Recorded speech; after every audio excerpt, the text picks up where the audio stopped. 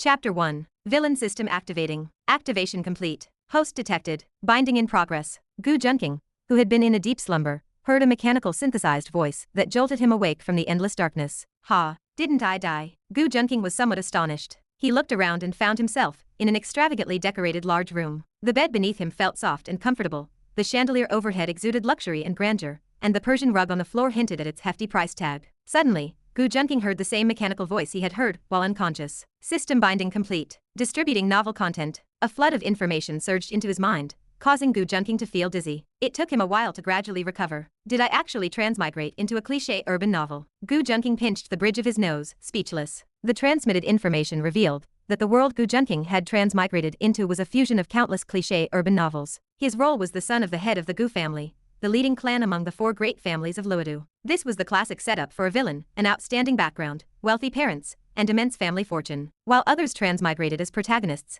he ended up as a villain, the kind who gets his assets and love interests stolen by the protagonist, does not survive past chapter 50, and exists solely to be humiliated by the protagonist's show-off antics. However, as he took in the luxurious surroundings, he thought that such an extravagant lifestyle was not so bad. This dreamlike experience seemed like something only possible in fantasies, though maintaining it in the future would not be easy. Gu Junqing got out of bed and surveyed the entire room. The space was roughly 100 square meters, with furnishings and decorations exuding a lazy, indulgent style. He walked into the dressing room, which featured a full-length mirror. He looked into the mirror. The person reflected had eyes that seemed to capture the essence of heaven and earth, clear, devoid of impurities, yet unfathomably deep. His skin was as translucent as jade. Soft strands of hair swept across his forehead, tracing elegant arcs in the air. His black hair contrasted with his pitch-black pupils, resembling sparkling obsidian, clear yet imbued with a gentle, watery softness. His complexion was exquisite and pale, like ancient jade, flawless, slightly transparent, with a cool, icy touch. His nose was delicate and straight,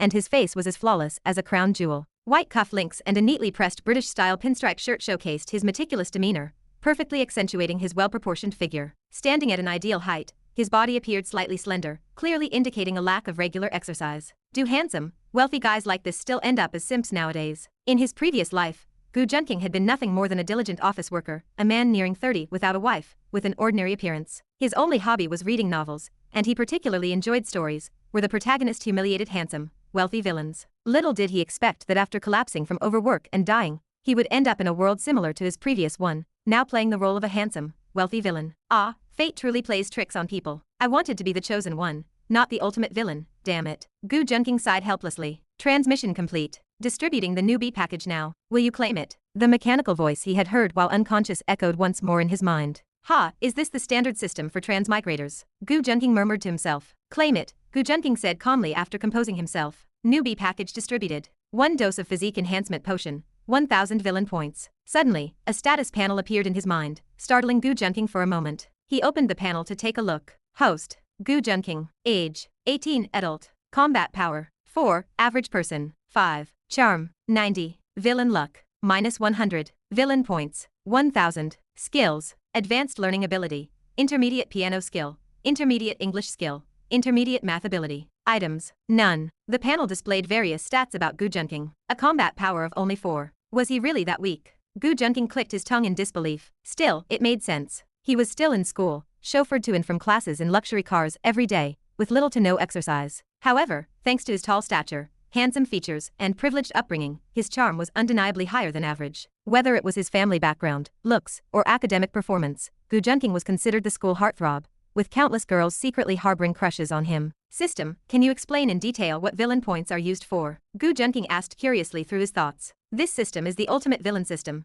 designed to help villains defy fate. Villain points are earned by suppressing the protagonist through various actions. These points can be exchanged for a wide range of items in the system shop, including cultivation levels, skills, and items. Villain points can also be used to check the stats of protagonists and heroines. Ding. Friendly reminder. Due to your innate luck traits, you are naturally despised by the chosen protagonists. You cannot avoid being hunted by them. Do not entertain the naive idea that staying out of their way will keep you safe. Just as Gu Junqing was thinking about avoiding the protagonists and staying far away from them, the system reminded him otherwise. So it seems there is no escaping it. I was considering studying abroad to avoid them, but that will not work. With my luck, some military king protagonist might just decide to eliminate me out of sheer annoyance. Foreign countries are not as safe as Xia country, after all. There is no room for recklessness, Gu Junqing muttered in frustration. System: use the physique enhancement potion, Gu Junqing commanded after a moment of thought. Suddenly, A warm current flowed through his body, and his originally frail physique began to strengthen noticeably. Checking the panel again, his combat power, which had been only 4, had multiplied tenfold, reaching 48 times the strength of an average person. Not only had his body grown stronger,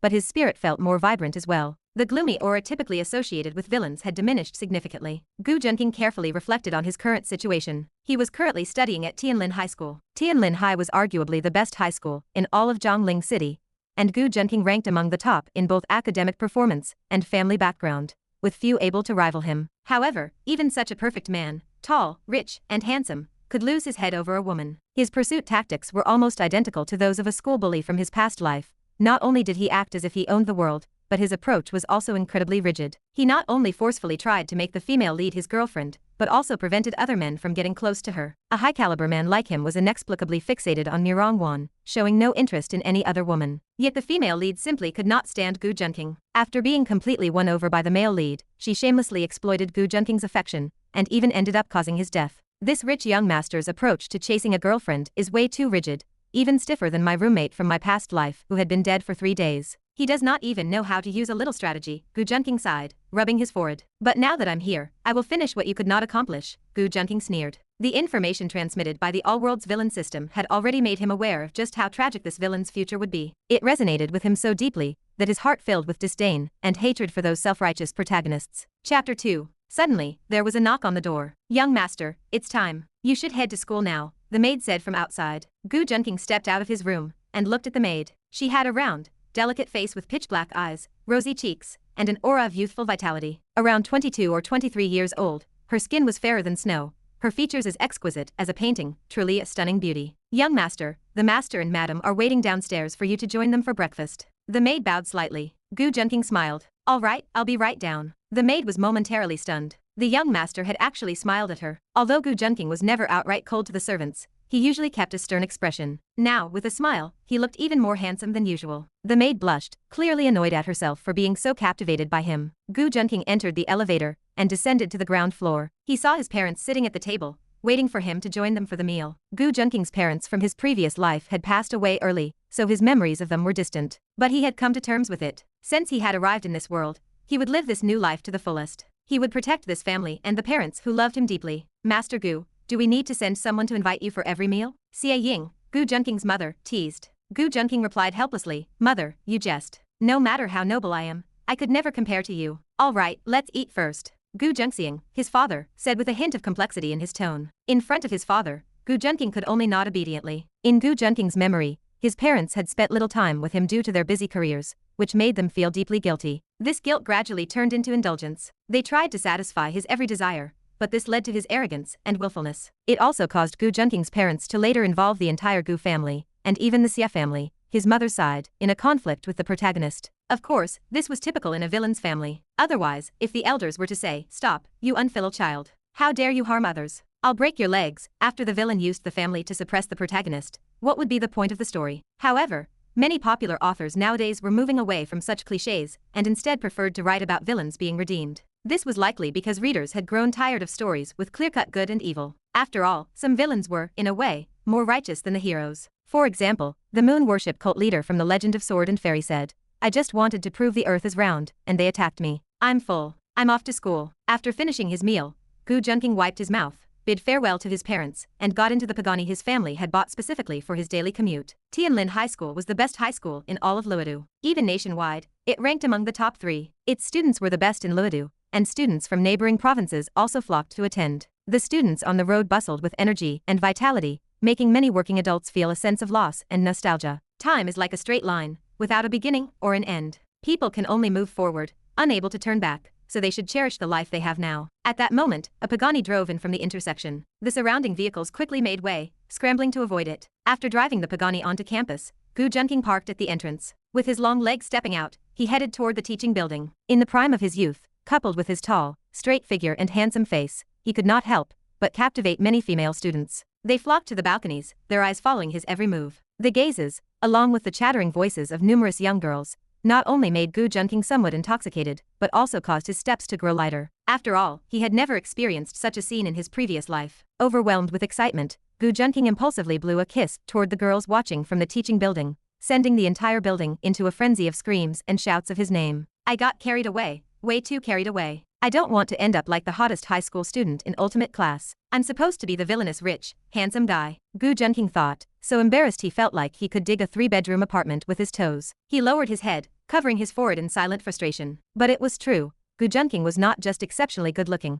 His academic performance and family background were also far above average, almost godlike. Unlike the typical protagonist who gets looked down upon everywhere, with average looks and a family background that has fallen from grace, or consists of a house, a sister, and deceased parents, Gu Junqing was different. His father controlled Luda's largest conglomerate, the Gu Group, while his mother hailed from the mysterious Xia family in the capital. Wherever he went, public attention followed. The bell rang, forcing the girls to reluctantly return to their classrooms. Tianlin High School was strict with discipline, with punishments ranging from demerits to expulsion. Gu Junqing entered the classroom and took his seat. Just then, a girl walked in. Gu Junqing glanced over. It was Mirong Wan. She truly lives up to being the female lead. Gu Junqing narrowed his eyes, thinking to himself. The girl had a stunning cascade of black hair, curved eyebrows, captivating eyes, a delicate and upright nose, slightly flushed cheeks, cherry-like lips, and a crystal-clear oval face as smooth as jade. Her snow-white skin was icy and flawless, and her figure was slender and graceful. Even at 17 or 18, her school uniform could not hide her tall, elegant stature. Gazing at such a beautiful girl, Gu Junqing's memories surged. How had his previous self fallen for a girl like this? Was it because of her skirt fluttering in the wind beneath a tree, her flowing hair, or the accidental eye contact that made the boy's heart race, while the girl remained indifferent? Or perhaps it was simply lust. The author who wrote this book really had some ridiculous settings. Despite Gu Junqing's dashing looks and deep affection for her, she showed no interest. Later, after falling for the male lead, she was even persuaded by him to lure Gu Junqing out of the Xia family, leading to his death. And the original Gu Junqing did not blame her, even looking at her with longing in his final moments. Gu Junqing sighed. Luckily, the plot has just begun. Mirong Wan's dislike for me has not deepened yet, so there is still room to salvage the situation. But the male lead went too far. So what if I'm just lustful and overly possessive? Was it necessary to kill me? Gu Junqing fumed. Although his lust had nearly driven him to assault Mirong Wan, and his possessiveness was so extreme that he forbade any male creature, from approaching her, monitoring her every move. Mirong Wan approached and, seeing Gu Junqing still staring at her, slightly furrowed her brows and shot him a glare. That glare carried 3 parts anger and 7 parts charm. Gu Junqing, I don't like you. How many times do I have to say it? Stop having people follow me. Do you hear me? Seeing Gu Junqing in a daze, Mirong Wan spoke with a deepening frown. Her tone grew increasingly hostile. Mirong Wan was here to deliver an ultimatum. She had had enough of this man who clung to her like sticky candy, thinking she would eventually fall for him. Fine, as you wish. Gu Junqing snapped out of his trance and smiled faintly. This sycophant, whoever wants to be one can go ahead. Chapter 3. The surrounding classmates, who had been secretly hoping to witness some drama, were all stunned upon hearing these words. Everyone knew full well how deeply Gu Junqing usually adored Mirong Wan, so no one expected him to give up pursuing her today. Some self-proclaimed pretty female students already had stars in their eyes, while others began to hesitate. After all, Gu Junqing's possessiveness was indeed somewhat overwhelming. Mirong Wan was also taken aback, never imagining Gu Junqing would agree so readily. Don't think acting like this will make me like you, Mirong Wan frowned. Are you sure you won't send people to follow me, or disturb my life anymore? Gu Junqing's former self had failed to cut ties when he should have, instead intensifying his pursuit to extremes, which ultimately led to personal and familial tragedy. Of course, I'm in my final year of high school now, and academics are what matter most. As for you, are you some celestial beauty that I must chase after? All right, class is about to start. Go back to your seat, Gu Junqing said indifferently. Seeing Gu Junqing treat her this way actually put Mirong Wan's mind at ease, though it also irked her slightly. Am I not a little fairy? Mirong Wan wondered as she returned to her seat. Feeling unburdened, she relaxed considerably, and her impression of Gu Junqing improved quite a bit. Ding. Detected female lead Mirong Wan's favorability toward the host has increased by 10. Current favorability. 0. Strangers. Ding. Altered plot direction. Reward. 500 villain points. 100 villain luck. Ding. Detected villain points have reached 2,000. System automatically upgraded. Mall mode unlocked. Lottery mode unlocked. Rewarding host with Inside Eye to view male lead and female lead information. Hearing the system's notifications, Gu Junqing raised an eyebrow and used Inside Eye on Mirong Wan. Name. Mirong Wan. Age. 18. Charm. 90. Favorability. 0. Female lead halo. 520. Looking at these stats, Gu Junqing could only remark that she truly lived up to being the female lead. Her charm was nearly on par with his own. Of course, even without considering his family background, Gu Junqing's charm alone was enough to captivate countless girls. Gu Junqing then checked his own panel. Host. Gu Junqing. Combat power. 40. Average. 5. Charm. 90. Average. 50. Villain luck. 0. Villain points. 2,000. Skills. Advanced learning ability. Intermediate piano skill. Intermediate English skill. intermediate math ability, intermediate driving skill. Items. None. Mall unlocked, lottery unlocked. The mall and lottery were now open. He wondered what they contained, hoping for items that could help him learn medical skills or further boost his combat power. Just as Gu Junqing was about to check the mall and lottery interfaces, the class bell rang. At that moment, a young man walked in. Gu Junqing narrowed his eyes, his expression instantly turning inscrutable. Watching the entering young man, Gu Junqing murmured, "So this is the male lead. I have to say, male leads really are all about putting on a show, looking refined and making a grand entrance at the last second." He immediately used Insight Eye to probe the male lead's information. Male lead, Lin Tian. Combat power, 25. Charm, 70. Protagonist halo, 850. Golden finger, golden eye see-through objects, just as described in the book. Fortunately, the protagonist isn't the elite soldier or divine doctor type at the beginning. Otherwise, with my current strength, I wouldn't be a match for him. Gu Junqing learned from the book that the protagonist relied on this golden eye talent to start his fortune through gambling on raw jade stones. Later, due to various serendipitous encounters, the golden eye evolved, enabling it not only to penetrate objects like stones, but also to see through human bodies and perceive everything in the later stages. This talent is great, but it's not good for the body. Nutritional supplements probably won't be enough. For Lin Tian's health, this talent should rightfully belong to me. Gu Junqing thought with a serious and righteous expression. System, can I seize his talent? Yes. You only need to gradually weaken his protagonist halo, and then purchase the talent theft talisman from the system store to steal his talent. The difference in our luck is too vast. How can I seize his luck? Gu Junqing pondered for a moment. His eyes inadvertently fell on Mirong Wan's retreating figure. By winning over the female lead's heart and mind and undermining the male lead's endeavors, he should be able to grow steadily. However, this would require careful planning. Just then, a beautiful female teacher walked in. Her jet-black hair cascaded like a waterfall, and her jade-like bone structure was naturally exquisite. She wore a crisp white stand-collar blouse that accentuated her graceful figure. Her arms were as fair and flawless as fine mutton-fat jade. Below, she wore knee-length tailored shorts, revealing a pair of fair, full, and perfectly straight legs, plump, well-proportioned, and standing tall with an alluring beauty that captivated the eye. She wore simple black pantyhose, with the subtle texture faintly visible, evoking wild imaginations. Paired with towering high heels, they made her appear even more slender and statuesque. Her name was Yumiajin, a teacher who had graduated just 2 years ago, but already served as both homeroom teacher and math instructor. Despite being a recent graduate, she had a rather stern temperament, perhaps to maintain discipline, as a gentler demeanor might not command respect. Her teaching skills and classroom management were top tier, though it might also be due to her beauty, which kept the male students in check. Gu Junqing couldn't help but marvel at her allure. Of course, he already knew that Yumiajin was not just a teacher, but also one of the female leads. "All right, settle down. Let's go over last semester's final exam results," Yumiajin said,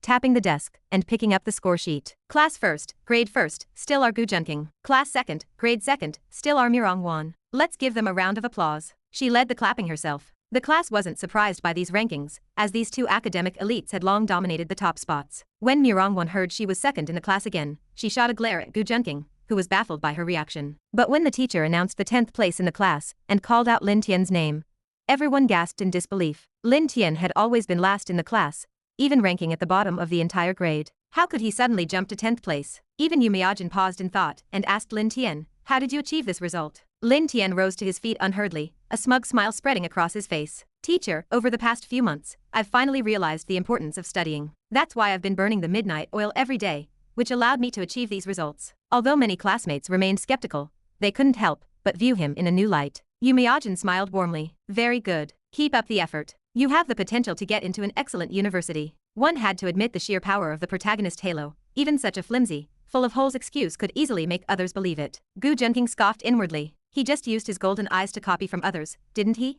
Wait until the next exam when I restrict your golden eyes. Let's see how you'll cheat then. Nothing but a country bumpkin who lucked into the golden eyes talent. Chapter 4. After finishing her class, Yumiajin left the classroom. Although Gu Junqing compared Lin Tian to a country bumpkin, Lin Tian clearly still thought quite highly of himself. "My life is truly extraordinary, especially after unexpectedly awakening the golden eyes talent. Everything has been smooth sailing, from physical enhancement to mental growth." He then glanced at Gu Junqing, thinking with no small amount of jealousy, "I used to only look up to you, but now that I have awakened my talent, even you will eventually grovel at my feet. Just wait and see how I will get intimate with your goddess right in front of you." He then walked toward Mirong Wan, smiling enthusiastically as he said, "Classmate Mirong, thank you for tutoring me. Let me treat you to dinner after school." After speaking, he deliberately looked in Gu Junqing's direction, his eyes filled with provocation. But Gu Junqing paid him no mind, not even bothering to look at him. After all, the current Lin Tian was no different from an ant in his eyes. If not for the influence of the protagonist halo, he feared that if he made any excessive moves, Once the protagonist halo activated, it might become impossible to stop.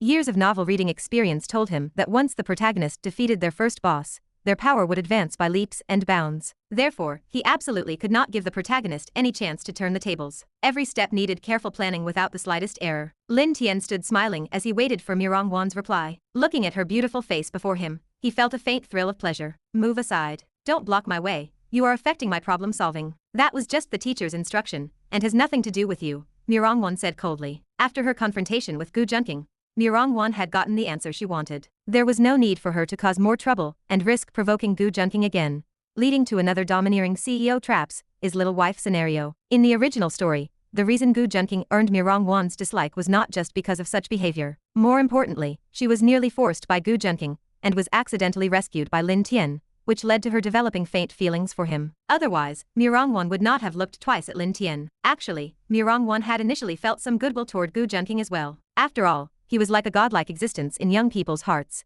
excelling in every aspect and becoming the object of everyone's admiration. Did I speak too harshly to Gu Junqing, causing this situation? Piffed, it is better if he does not like me anymore. Mirong Wan was caught in an internal struggle, and had no time to bother with an unimportant person, so she directly rejected Lin Tian's invitation. Hearing Mirong Wan's words, the entire class burst into laughter. Why does not Lin Tian look in the mirror? What does he think he looks like? A toad lusting after swan meat. Exactly. This is someone even Gu Junqing gave up on and could not get. Is Lin Tian worthy of being compared to Gu Junqing? The chattering voices around him made Lin Tian burn with rage. His angry face twisted like that of an enraged lion. His usually gentle and refined expression, once ignited with anger, became unusually terrifying, like an elegant cat suddenly screeching and baring its sharp fangs. Why do they always compare me to Gu Junqing? For some reason, whenever he saw Gu Junqing, he felt like he was facing a destined rival, which made him deeply uncomfortable. Being humiliated in front of the entire class once again made him feel like a clown before Gu Junqing, which was why he could not quite control his anger. However, for now, he could do nothing about Gu Junqing. Just wait, Gu Junqing. This was the protagonist for you. Whether Gu Junqing took action personally, or simply watched from the sidelines, he would inevitably provoke the protagonist's hostility. There was no way for Gu Junqing to avoid it. Of course, this was also part of Gu Junqing's calculations. In the original story, Mirong Wan sought help from Lin Tian, this reckless fool, precisely because she wanted to break free from Gu Junqing. If Gu Junqing gave up on his own, Mirong Wan would not even glance at Lin Tian. After all, even a man like Gu Junqing found it difficult to win her over. Don't regret this, Mirong Wan. Don't think Gu Junqing does not actually like you anymore. There will come a time when you need me. Lin Tian gritted his teeth, the words squeezing out between them, his flushed face clearly displaying his fury. Are you threatening me? Mirong Wan was also enraged. She had not offended him in any way, in fact, she had even helped him with his studies. Back then, he was the one who offered to assist her. She never expected to be threatened like this. Ding, due to the host's actions, the female lead's favorability toward the protagonist has decreased by 50, dropping to extreme disgust. Obtain 2000 villain points. Ding, Lin Tian's protagonist Halo -100, host's villain Halo +100. Hearing this, Gu Junqing knew his plan had succeeded completely. Not only had he driven a wedge between the protagonist and the female lead, but he could finally take action, while the protagonist's halo was weakened. After all, even though he regarded Lin Tian as an ant, being provoked like this would anger even a dragon. Gu Junqing stood up and walked between the two, facing Lin Tian directly. What, Lin Tian, are you trying to bully a girl? Gu Junqing said calmly. Gu Junqing, don't push me to take action. Ha, so what if I push you? Lin Tian's eyes seemed to spit fire, but he was still somewhat hesitant to act. It was not just because of Gu Junqing's influence, but also because Gu Junqing had always been like an inner demon to him. Facing a prodigy like Gu Junqing always made him feel a bit inferior and envious. However, if he could defeat Gu Junqing, it might bring about a significant shift in his mindset. Besides, he was not the same person he used to be. When he awakened the Golden Eye's talent, his body had also been enhanced. His strength was now sufficient to take on over a dozen thugs without a problem. He imagined that with one punch, this noble young master would cry like a little girl for a long time. Are you going to make a move or not? Gu Junqing was growing impatient. The surrounding students began to jeer, as they believed that anyone with even a shred of intelligence would not openly pick a fight with the crown prince of all Luodu. But Lin Tian was already boiling with rage. Just as he was about to throw a punch, an angry voice suddenly rang out. Lin Tian, what are you doing? It was teacher Yumiajin, who had left after class, but had now returned. She was glaring furiously at Lin Tian's raised fist. Her sharp, commanding voice made the students present too afraid to even breathe. Seeing teacher Yumiajin, Gu Junqing frowned. Is this the protagonist halo at work? If teacher Yumiajin had not returned in time, and shouted just now, Lin Tian would probably be lying on the ground by now. Don't forget, Lin Tian's combat power was 25, while Gu Junqing's had already reached 40. Although it might seem like only a twofold gap, Strength was not the only factor in combat. Power, speed, and reaction ability also contributed to overall effectiveness. When considering comprehensive capabilities, the disparity between the two was undeniably significant. You got lucky this time. Teacher Yumeajin saved you just in time. What a pity, Gu Junqing sighed. He had originally planned to cripple one of Lin Tian's legs,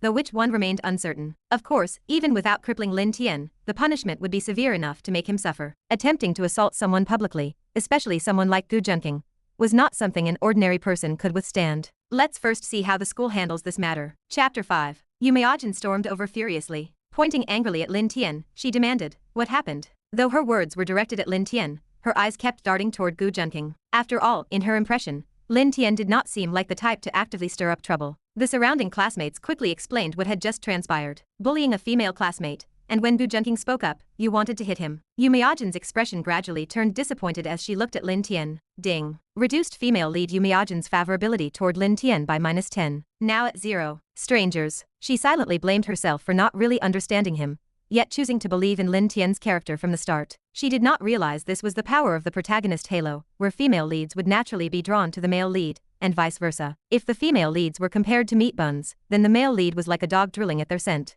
Alright, since no one actually fought, let's leave it at that. He just needs to apologize to Mirongwan and me in person. Unexpectedly, Gu Junqing chose to forgive him. Gu Junqing was no saint either. If possible, he wanted nothing more than to beat Lin Tian to the ground right then and there. However, this minor crisis could not truly harm Lin Tian. It was better to take the moral high ground, force an apology, and crush his confidence. You could not kill a protagonist with one blow. Their vitality was more terrifying than a cockroach's. Even if they died, they might revive. Only by completely resolving the situation and reducing them to ashes could one rest easy. Mirongwan widened her almond-shaped eyes in surprise. She knew Gu Junqing quite well, aloof and indifferent on the surface, but actually narrow-minded and petty. This time, not only had he helped her when Lin Tian was pressuring her, but he had also demanded only an apology from Lin Tian. This arrangement is good. Gu Junqing, I misjudged you. Yumeajin nodded approvingly. A peaceful resolution was the best outcome, and she was certainly willing to accept it. Still, she was surprised that Gu Junqing was willing to let the matter drop. What do you mean, teacher? What kind of person did you think I was? Gu Junqing raised an eyebrow.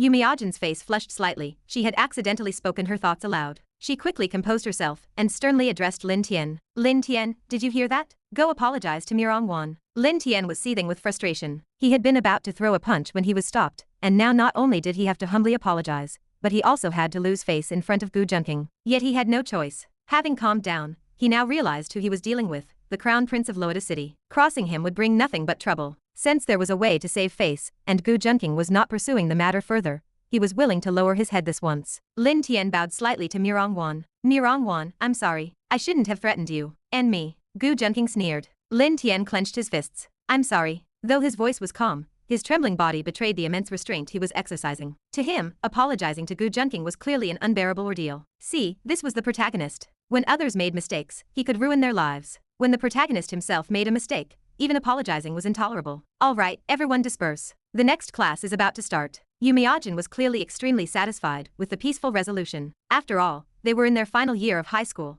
The less trouble, the better. Ding. Female lead Yumeajin's favorability toward the host has increased by 20. Now at 20. Familiar person. The favorability scale is as follows. Favorability -100. Hatred. Favorability -50. Extreme dislike. Favorability -20. Dislike. Favorability 0. Stranger. Favorability 20. Familiar person. Favorability 50. Admiration. Favorability 70. Adoration. Favorability 90. Undying devotion. The surrounding classmates returned to their seats. As Gu Junqing passed by Lin Tian, he whispered, I just love how you can't stand me, but can't do anything about it. Haha. Then he returned to his seat as well. Lin Tian grew angrier the more he listened, trembling all over, his face pale with suppressed rage and his eyes red-rimmed, yet there was nothing he could do. Ding. The male lead Lin Tian's confidence has been crushed. Lin Tian's luck has decreased by 50, now at 700. The host has gained 1,000 villain points. Gu Junqing's lips curled slightly. It was best to treat him like a leek and slowly reap the rewards. After all, the protagonists to come included everything from elite soldiers to divine doctors, and even immortal emperors. They would not be so easy to deal with. Suddenly, Mirongwan called out to Gu Junqing. Her voice was as faint as a mosquito's buzz, her face slightly flushed as she said, thank you. After all, she had just harshly rejected him, yet now she was receiving his help, which made her feel a bit embarrassed. No need. I just couldn't stand watching. If it weren't you, I would have helped any other female classmate too. Gu Junqing glanced at her and walked away. Hearing this, Mirongwan's expression shifted slightly. She snorted and muttered under her breath, player. With his enhanced physique, Gu Junqing heard her faint words clearly, but paid them no mind, thinking to himself, brother is not a player, brother just wants to give every girl a home. Ding. Female lead Mirong Wan's favorability toward the host has increased by 20, now at 20. Familiar person. As he walked back to his seat, Gu Junqing paused for a moment, feeling somewhat speechless. In the original story, Gu Junqing had valued her so much, offering warmth and care, yet it only earned Mirong Wan's dislike. But pretending to be indifferent actually won her favor. What kind of logic was that? Gu Junqing sighed inwardly, then checked the gains from his recent scheme to crush Lin Tian. His villain points had increased by 3,000, and the favorability of the two female leads had also risen slightly. Suddenly, he remembered that he could probably access the System Mall and Lottery Center. System, open the mall and lottery center for me. Immediately, numerous items appeared before him, a dazzling array ranging from cultivation techniques and medicines to magical treasures. So many good things, but I can't afford any of them. If I could exchange for some immortal cultivation techniques, dealing with these urban protagonists would be a breeze, Gu Junqing mused. Ding. Friendly reminder. The host may now choose to enter the lottery. Gu Junqing raised an eyebrow, hoping the lottery would not be as stingy as a certain penguin companies. He opened the lottery interface and found that the prizes included everything imaginable. Items from across the myriad realms were densely listed in each slot of the spinning wheel. Gu Junqing noticed that a single lottery draw cost 500 villain points, and he happened to have 5,000, enough for a 10 draw. With a thought, Gu Junqing selected the 10 draw option. Ding. The host has drawn 100 million in cash. Ding. The host has drawn a single slipper. Ding. The host has drawn a sheep. Ding. The host has drawn a Mercedes-Benz parked at the foot of Mount Tai. Ding. The host has drawn the Yellow Emperor's inner cannon. Ding. The host has drawn a bottle of beast milk. Ding. The host has drawn combat power plus 60. Seeing these items he had drawn, Gu Junqing's mouth twitched slightly. There were too few useful things. Although 100 million in cash meant nothing to him, what use were a sheep, a Mercedes-Benz, or a bottle of beast milk? Chapter 6. Gu Junqing felt somewhat speechless upon seeing the items he had drawn. Only 3 of them were useful. A copy of the Yellow Emperor's inner cannon, 60 combat points, and 10 charm points. However, after checking the Yellow Emperor's inner cannon, he still could not figure out its specific uses. Still, it was not bad at all. Whether it was his combat points increasing to 100 or his charm points reaching 100, both played a crucial role in his upcoming plans. With the improvement in combat power, he felt not only stronger physically, but also mentally sharper, achieving a state of mental clarity. The increase in charm points brought subtle changes to his facial features, making him even more strikingly handsome. His fair and clean face now carried a chiseled, cold handsomeness. His deep, dark eyes shimmered with an enchanting brilliance. His thick eyebrows, tall nose, and perfectly shaped lips all contributed to his allure. Even his temperament was undergoing a transformation. The former gloominess had dissipated, replaced by an aura of nobility and elegance. Gu Junqing opened his panel. Host, Gu Junqing. Combat points, 100, average person, 5. Charm points, 100, peak of the mortal world. Villain luck, 150. Villain points, 0. Cultivation method, Yellow Emperor's inner cannon. Seeing his villain points reset to 0, Gu Junqing felt a sense of urgency. It seemed he needed to plan how to reap another round of benefits. This time, dealing a blow to Lin Tian had yielded substantial gains, and gave him a glimmer of hope that he could defeat the protagonist. It appeared that fate still had some sense of balance, and had not absurdly allowed the protagonist to escape unscathed. Moreover, the rewards brought by the female leads were even greater than those from undermining the protagonist. This suggested that he should engage more with the various female leads in the future. However, since he had not encountered many of them yet, he decided to leave that for later. As for whether the word, later, was a verb or a noun, those in the know would understand. In many urban-themed stories, it was not just the female leads who stole the spotlight. Many supporting female characters were also highly favored. And by Mirong Wan's side was one such exceptional supporting female character, Luo Ningyu. She was Mirong Wan's best friend, and had considerable screen time in the original story. Initially, she looked down on Lin Tian, but after being saved by him in an accident, she began to admire him, and actively persuaded Mirong Wan to do the same. In the original story, Luo Ningyu played a significant role in Mirong Wan's affection for Lin Tian. Her appearance was also described in detail. In Gu Junqing's eyes, Luo Ningyu was indeed a girl not far inferior to Mirong Wan. She possessed a pair of captivating peach blossom eyes, with a crimson beauty mark between her willow leaf eyebrows. Her bright eyes, filled with tender emotions, seemed to drift like duckweed on water, radiating countless shimmering lights. Her dark hair cascaded like a clear pond, loosely draped over her right shoulder, and tied casually with a deep purple ribbon. Despite the minimal adornments, her face, reminiscent of a jade flower, appeared even more radiant and delicate. She was a rare beauty, almost on par with Mirong Wan. The school bell rang, and students streamed out of the campus in a bustling crowd. Luo Ningyu also stepped out of the school gate. Usually, she was picked up and dropped off by a driver, but today, due to an unexpected situation, the driver could not come. She had no choice but to head home on her own. Walking along, she thought, Gu Junqing looked so handsome today, especially when he helped Mirong Wan. I wish he liked me too. Luo Ningyu felt a bit dejected. She could not compare to Mirongwan in any aspect, whether in studies or appearance, and fell short by a margin. The gap between her and Gu Junqing was even wider. Every time she saw him, she felt a sense of inferiority,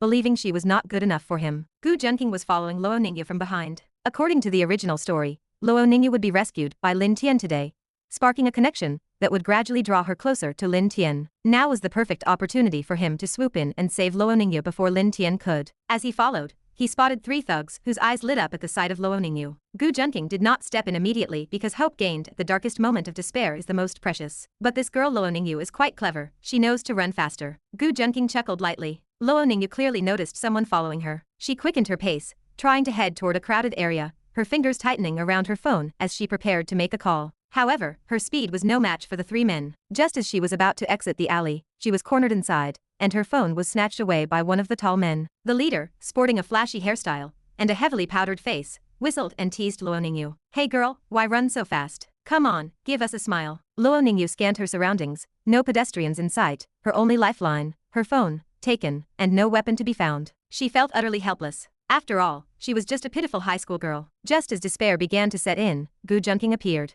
Gu Junqing felt somewhat resigned because he had seen Lin Tian approaching the area and had to act first to rescue her. Luo Ningyu watched as Gu Junqing strode forward radiantly, bathed in sunlight and enveloped in a golden halo, like a celestial being walking toward her. Each step he took seemed to resonate in her heart, stirring ripples that would never settle again. As he drew closer, her heart raced uncontrollably and she shouted, "Classmate Gu, run. Go get help." Gu Junqing felt a mix of emotions, touched that this silly girl was still thinking of him even in her own crisis. The 3 thugs quickly surrounded them both, eyeing Gu Junqing and muttering to themselves, "This one's a cash cow. The accessories on him must be worth at least millions." The leader snarled, "Pretty boy, trying to play the hero. Strip down. Let's see what valuables you've got. If we're satisfied, we'll let you go. Otherwise, you'll be lying on the ground." Gu Junqing, originally conflicted, nearly laughed. This cliché Mary Sue plot was at the original author's twisted sense of humor. These 3 were downright ridiculous, clearly written just to build up Lin Tian's image in the original story. He did not bother with words. With his current combat power of 100, dealing with these thugs was hardly more difficult than crushing a few ants, a true dimensional downgrade strike. Sure enough, in no time at all, the 3 small-time thugs were left lying on the ground, groaning in pain, and this was with Gu Junqing holding back. If he were to strike with his full strength now, crippling someone would be effortless. After the fight, Luo Ningyu stared at him in a daze, which Gu Junqing found rather endearing. Luo Ningyu stammered, "Gee, Gu Junqing, how are you so incredible?" Because the thought of a beautiful girl possibly being in danger unleashed my hidden potential, Gu Junqing teased, feeling a bit mischievous toward the adorable girl. Luo Ningyu could only blush and mumble a thank you, secretly pleased that he thought she was beautiful. "Let's go. I'll walk you home." Okay." Under the glow of the setting sun, the 2 walked away side by side, their shadows stretching long behind them. The girl's shadow bobbed slightly, as if trying to draw closer to the boys. Not long after, Lin Tian passed by the spot and noticed the 3 figures groaning on the ground before leaving. Yet he felt an inexplicable emptiness inside, as if something were missing. Chapter 7. Gu Junqing and Luo Ningyu were walking along the road. Luo Ningyu would sometimes skip joyfully, occasionally pause to think, and at other times slow her pace to follow behind Gu Junqing, gazing at his tall, straight back with a satisfied expression on her face. Just moments ago, she had worn a fearful look, but now she was lively again. Gu Junqing felt somewhat helpless and asked, "Why are you hopping around like a rabbit? Do you really have such a carefree heart?" Luo Ningyu's face flushed slightly. "I'm thinking about how to thank you. If it weren't for you saving me, I wouldn't know what to do." Only then did a trace of lingering fear appear on her face. Gu Junqing wore a teasing expression and leaned closer. "How about repaying me with yourself? Be my girlfriend?" Instantly, Luo Ningyu's face turned red all the way to her neck. She looked like a steaming kettle, making Gu Junqing worry she might overheat. Her heart pounded wildly. Luo Ningyu traced circles on the ground with her toes, mumbling softly. "Too fast," she whispered with her head lowered. Looking at Luo Ningyu's beautiful, slightly childish, and innocent face, and hearing her speak such serious words, Gu Junqing maintained a smile, though his resolve remained firm in his heart. He didn't want to deceive this young girl, but he truly needed to get close to Mirongwan through Luo Ningyu, because he genuinely didn't know how much time he had left. He could wait for time, but time wouldn't wait for him. He had to strengthen himself before the next protagonist appeared, ensuring his power surpassed that of the protagonist. With favorable timing, geographical advantage, and human harmony, the protagonist already possessed timing on their side. So Gu Junqing could only focus on geographical advantage and human harmony to counter the protagonist. "Then are you willing?" Gu Junqing lowered his head and whispered to Luo Ningyu. "Okay, I'm willing to be your girlfriend." As if gathering courage, Luo Ningyu lifted her head and looked at Gu Junqing with the clear, innocent eyes of a deer, saying seriously, "When I first saw you, it was like seeing a deity descend. Chasing after you was like chasing after the sun. I could tolerate darkness, but not if I hadn't met you. Gu Junqing was somewhat shaken by her words. Truly, she was a poetic young woman. In the original story, Luo Ningyu's affection for Gu Junqing was only briefly mentioned. She wasn't taken into Lin Tian's harem either. After Gu Junqing was driven to ruin by Lin Tian and jumped to his death, she disappeared from the story and never reappeared in the later chapters. At this moment, Gu Junqing finally realized that this was no longer just words on a page. It was a real world where everything could change because of choices. The flutter of a butterfly's wings could alter the entire world's landscape. Gu Junqing's eyes flickered slightly as he gently tucked a stray strand of Luo Ningyu's hair behind her ear, his gesture intimate and ambiguous. Then, can I ask how many girlfriends you have now? Luo Ningyu looked puzzled, her face full of anticipation. You're my first girlfriend, but probably not the last. Gu Junqing's voice was low and magnetic, carrying an indescribable charm. Every word that left his thin lips sent ripples across the calm surface of Luo Ningyu's heart. It's all right. When I made this decision, I understood clearly. Normally, I could only look up to you from afar, never daring to imagine we'd have our own story one day. But now you've descended into my world, and you're no longer only noticing Mirong-wan. I think you're happier than me, because you can choose whether to love me or not, while I can only choose to love you, or love you even more. After saying this, Luo Ningyu smiled. And I'm your first, Luo Ningyu added, her tone filled with pleasant surprise. Her laughter was as delightful as silver bells, like an earthly fairy. Sunlight spilled across her cheeks, her fair complexion now blushing pink. Her thick eyelashes fluttered like butterfly wings, unable to conceal her sparkling eyes. Her long black hair lifted in the wind, dancing freely between heaven and earth. Her radiant, sunny smile made Gu Junqing want to protect and cherish it, never letting it scatter with the wind. After hearing her words, Gu Junqing knew they both understood. His main focus was still Mirong-wan. Mirong-wan and Luo Ningyu were extremely close friends. Not only had they grown up together since childhood, but they remained inseparable even as adults. Therefore, Luo Ningyu had significant influence over Mirong-wan. After all, her words were like whispers in Mirong-wan's ear. As they talked, Gu Junqing would occasionally provoke coquettish protests from Luo Ningyu, while at other times making her bloom with bright smiles. Soon, they arrived at the building where Luo Ningyu lived. Would you like to come up for some water? Gu Junqing was certainly willing. Right now, he really wanted to spend quality time with this girl. In short, to increase favorability points. Subsequently, the two entered Luo Ningyu's home. Luo Ningyu poured a glass of water for Gu Junqing, who felt somewhat helpless. This silly girl really did just pour a glass of water. Suddenly standing up, he pulled Luo Ningyu into his embrace. What's most enviable isn't being pursued by many people, but meeting someone who will never give up on you no matter what. Although I know life won't be that easy, I hope you'll be in my future. Luo Ningyu watched as Gu Junqing moved closer, then her eyes were covered by his large hand. You big villain, always saying sweet things to deceive me. Do you think I believe that? Your future must have many people in it, humph. Gu Junqing could only smile awkwardly. Big bad guy. Luo Ningyu muttered, standing there. Nevertheless, she still wore a completely happy smile, because she would be willing for Gu Junqing to deceive her for a lifetime. Ding, supporting female character Luo Ningyu has lost her supporting character status, and now wholeheartedly loves the host. Host gains plus 1000 villain points, plus 80 villain luck. As expected, even a supporting female character could increase villain points. Moreover, he had just used his insight eye to check Luo Ningyu, and discovered her favorability toward him had reached an astonishing 90. Undying devotion, she loved him wholeheartedly, and would never change. He remembered reading an argument before, are girls easy to deceive? He thought he could provide an answer today. So foolish. This girl gave her entire heart so easily, Gu Junqing sighed. I remember in the original book she was quite whimsical and clever. Supporting female and male characters were also important components of a novel. With sufficient planning and manipulation,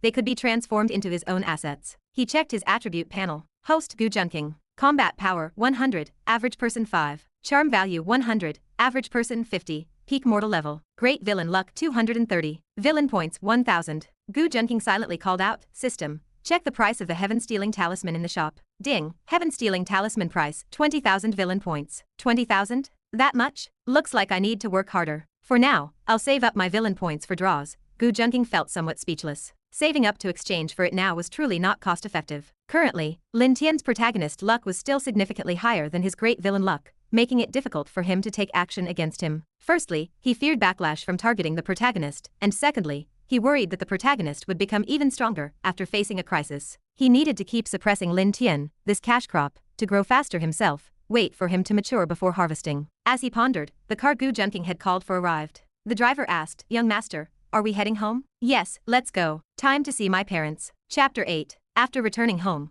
Gu Junqing had a heartfelt conversation with his parents, expressing his desire for greater strength and resources. Finally, after a lengthy discussion about the future situation, his parents agreed to allow him access to their influence and numerous resources. They also issued a warning to all the factions in Luodu, notifying the leaders of many local powers about Gu Junqing's existence. They instructed these leaders to disseminate the message downward, avoid provoking him whenever encountered, and facilitate any matters he needed to handle whenever possible. Additionally, they transferred some of the Gu family's own forces to Gu Junqing. This demonstrated the influence of the Gu family in Luodu. When the Gu family so much as twitched a foot, all the factions in Luodu would tremble 3 times over. At this moment, Gu Junqing was back home enjoying a massage from a maid. Both the original Gu Junqing and his past life self quite enjoyed massages, as they not only helped relieve the day's stress, but also offered health benefits, such as traditional Chinese medicine acupoint stimulation. Lying face down on the massage bed, Gu Junqing browsed through his social media feed on his phone, and noticed that Luo Ningyu had posted an update. The caption read, "Some say, see the deer in the deep forest, see the whale in the blue sea, see you when the dream awakens, see the deer, see the whale, see you." Accompanying it was a selfie of her making a heart gesture with her hands. Gu Junqing couldn't help but laugh. She truly was a literary young woman, and it made him feel a bit restless. He regretted leaving earlier, and thought he should have stayed to drink a few more sips of water. He replied to her post, "I'll come to your place for a drink in a few days." Seeing that no one else had commented, Gu Junqing knew she must have set the post to be visible only to him. Fortunately, this girl knew to restrict the audience to just him. Otherwise, he couldn't imagine the uproar it might cause in the class. If Mirongwon were to see it, Gu Junqing reckoned it would be quite difficult to win her over. After his massage, Gu Junqing returned to his room, still pondering how to intercept Lin Tian's various opportunities. Lin Tian had quite a few allies, and there were even several female leads who hadn't appeared yet, so Gu Junqing needed to plan carefully. But the myriad flowers are beginning to dazzle the eyes. Massages are just so comfortable, Gu Junqing sighed. No, Gu Junqing, how can you be so decadent? Have you forgotten the plans you made earlier to deal with the protagonist? Confucius said, I reflect on myself 3 times a day. I can't go on like this. I am a gentleman. Gu Junqing steeled his resolve, determined to work hard. By evening, massages are still so comfortable. Gu Junqing lay face down and sighed. Another fine morning with gentle breezes and warm sunshine. Gu Junqing woke up in his 2.2-meter wide bed, opened his lazy eyes, and stretched. Today was another day to hammer the protagonist. Gu Junqing got into his recently purchased Cullinan and drove toward the school. All the vehicles on the road gave way, not daring to get too close, afraid that even a slight scratch would cost them years of wages in compensation. Upon entering the classroom, Gu Junqing exchanged a couple of glances with Luo Ningyu, who was sitting next to Mirongwon, making her blush profusely. Then, Gu Junqing returned to his own seat. Mirongwon, sitting beside her, looked suspiciously at their exchanged glances and quietly asked, "What's going on with you? Why do you keep looking at him?" Luo Ningyu lowered her head, her face red, and whispered, "It's nothing. I just think he looks really handsome today." Mirongwon also turned her head to glance at Gu Junqing. Just as he happened to look over, their eyes met. Mirongwon quickly averted her gaze, thinking to herself, "He really is much more handsome. If he had been this good-looking a few days ago, could I have agreed, ahem, ahem." At this thought, she quickly coughed twice, suppressing these dangerous ideas. This was the benefit of Gu Junqing's charm having reached the peak of what was possible in the mortal world.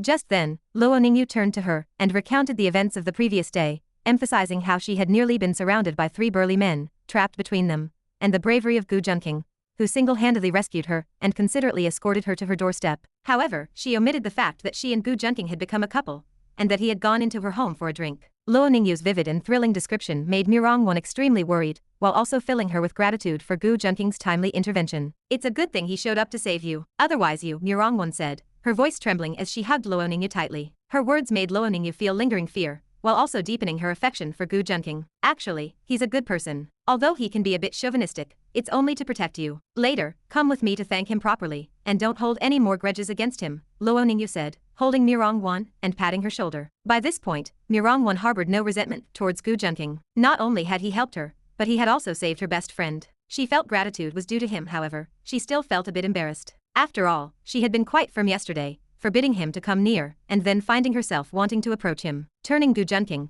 who had nearly ended up illegally detaining her, into someone merely a bit chauvinistic and forbidding any men from coming near her, all in the name of protecting Mirongwon. This was the power of besties. It was like the saying by Su Gao about the strength of friendship, where once a friend intervened, it would make things difficult for you. Ding. Female lead Mirongwon's favorability toward the host has increased by 20. Reward, 2,000 villain points. The voice in his mind left Gu Junqing momentarily stunned. Was a friend's influence really this powerful? He hadn't expected Mirongwon to show signs of forgiving him so quickly. Fortunately, he had arrived in this world early. If it had been later in the plot, probably no one could have changed her mind. If a friend's influence is this strong, then should I target the friends of all future female leads? Ahem, let's worry about that later. But for now, I still need to crush the male lead's spirit to make him more extreme and ruthless in his actions. Gu Junqing narrowed his eyes and looked toward the male lead's only friend, Lu Yang. Lu Yang was a chubby boy weighing over 180 pounds, as greasy as they came. He and Lin Tian had always been best buddies, both consistently at the bottom of the class academically. However, Lin Tian's grades had recently improved, leaving the two as the only ones in the class who still resonated with each other's vibe. Lu Yang appeared frequently in the original story as a brother who had helped Lin Tian. However, after Lin Tian rose to success, he never brought Lu Yang along. It wasn't until the very end of the book that Lin Tian was briefly mentioned giving Lu Yang a small sum of money, almost like charity, after Lu Yang's mother passed away due to lack of funds for medical treatment. This was written by the original author to depict how the protagonist repaid kindness and valued brotherhood, yet it disgusted Gu Junqing. When he rose to prominence, he didn't lend a hand, only remembering Lu Yang after everything was settled. This was clearly ingratitude. Currently, the two still shared an unbreakable bond. The key to turning these brothers against each other lay in a woman, because Lu Yang, like the original Gu Junqing, was a major sycophant. Only the object of his devotion was Luo Ningyu. Chapter 9. The best way to turn two brothers against each other is to introduce a woman into the mix, or to create an unequal distribution of benefits. The ancients once said, "Do not covet your brother's wife." The ancients also said, "Do not start a business with your closest friend." This is because of unequal distribution of benefits, as if interests and friendships are inherently separate. Reality teaches people to swim forward, yet they often lose their friends in the process. These experienced individuals earnestly warn us how to avoid two good friends drifting apart and going their separate ways due to certain issues. Yet in reality, people repeatedly make these heartbreaking mistakes. Gu Junqing, however, planned to tackle the problem from both angles, ensuring they parted ways completely and leaving the current protagonist isolated and alone. It was important to note that Lu Yang played a crucial role in the early stages of the plot. Whenever Lin Tian encountered problems, he would turn to Lu Yang for advice, as Lu Yang was the only one willing to help him and believe he could defeat Gu Junqing. It could be said that Lu Yang contributed significantly to Lin Tian's efforts to overcome him. If fate is a lonely river, who will be your ferryman? Clearly, Lu Yang was Lin Tian's ferryman during his early transition. Without Lu Yang's financial support for Lin Tian's first gambling stone purchase, and without Lu Yang's constant encouragement and belief in him, Lin Tian's rise would not have been so easy. Of course, this only made Lin Tian's later ingratitude all the more glaring. By cutting off Lu Yang, Lin Tian's right-hand man, Gu Junqing anticipated that Lin Tian would suffer greatly. After class, Mirongwan and Luo Ningyu approached Gu Junqing's desk to apologize and express their gratitude. Mirongwan appeared very sincere, not only apologizing for her behavior the previous day, but also thanking Gu Junqing for saving Luo Ningyu. Luo Ningyu, on the other hand, seemed rather indifferent. After all, she was already his girlfriend. Standing beside Mirongwan, she even mouthed to Gu Junqing, "Do you still want to come to my place for a drink?" This stirred some restlessness in Gu Junqing. He had initially thought Luo Ningyu was an innocent high school girl, but it turned out she was quite the little temptress. "We'd like to invite you to dinner in a few days to express our gratitude," Mirongwan said earnestly. The little temptress Luo Ningyu, clinging to Mirongwan's arm, quickly nodded in agreement. "Sure, what day were you thinking? How about the evening 3 days from now?" "Sounds good," Gu Junqing smiled. In the original story, there was a similar scene, but the one being invited was Lin Tian instead. Moreover, during that dinner in the original story, something interesting happened. Lin Tian ran into his younger sister, Lin Qingzhou, who was working part-time at the restaurant. Then followed the cliché plot. The sister being harassed at work, the protagonist heroically saving her, and winning the admiration of those around him for his integrity and sense of justice. If Lu Yang was Lin Tian's right-hand man,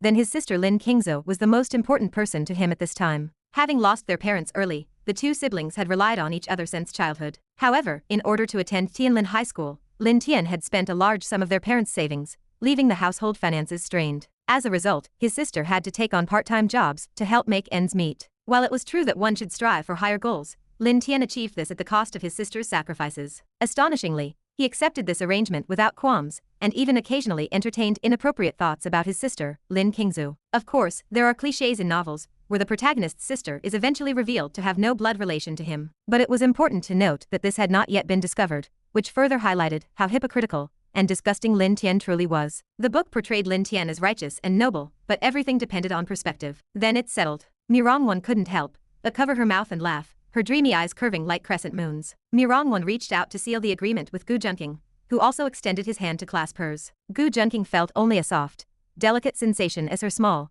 pale hand slipped into his, making his heart itch uncontrollably. He couldn't resist lightly scratching her palm with his pinky finger, causing Mirongwan to quickly pull her hand back. Her face slightly flushed, Mirongwan glared at him and said, "You rogue, you pervert." Yet she felt no anger in her heart. For some reason, after Luo Ningyu clarified the situation, and their misunderstanding was resolved, her impression of Gu Junqing had improved significantly. He was kind, studious, and polite, aside from being a bit lecherous. She couldn't understand why she had found him so detestable before. After saying this, she tried to pull Luo Ningyu away. Luo Ningyu, however, was reluctant to leave and stumbled as she was dragged along. Hey, you two held hands. I want to hold hands too. Hee hee. You little minx, we were shaking hands to make peace. Nirong hurriedly pulled Luo Ningyu away, afraid she might say something even more embarrassing. Gu Junqing raised an eyebrow. Why were they running off so quickly? It wasn't as if he would do anything to them. It was time to continue with class. Teacher Yumiajin was wearing a pinkish-white sheer dress today, her slender and graceful figure faintly visible beneath the translucent fabric. Her soft, jade-like arms and beautifully rounded long legs,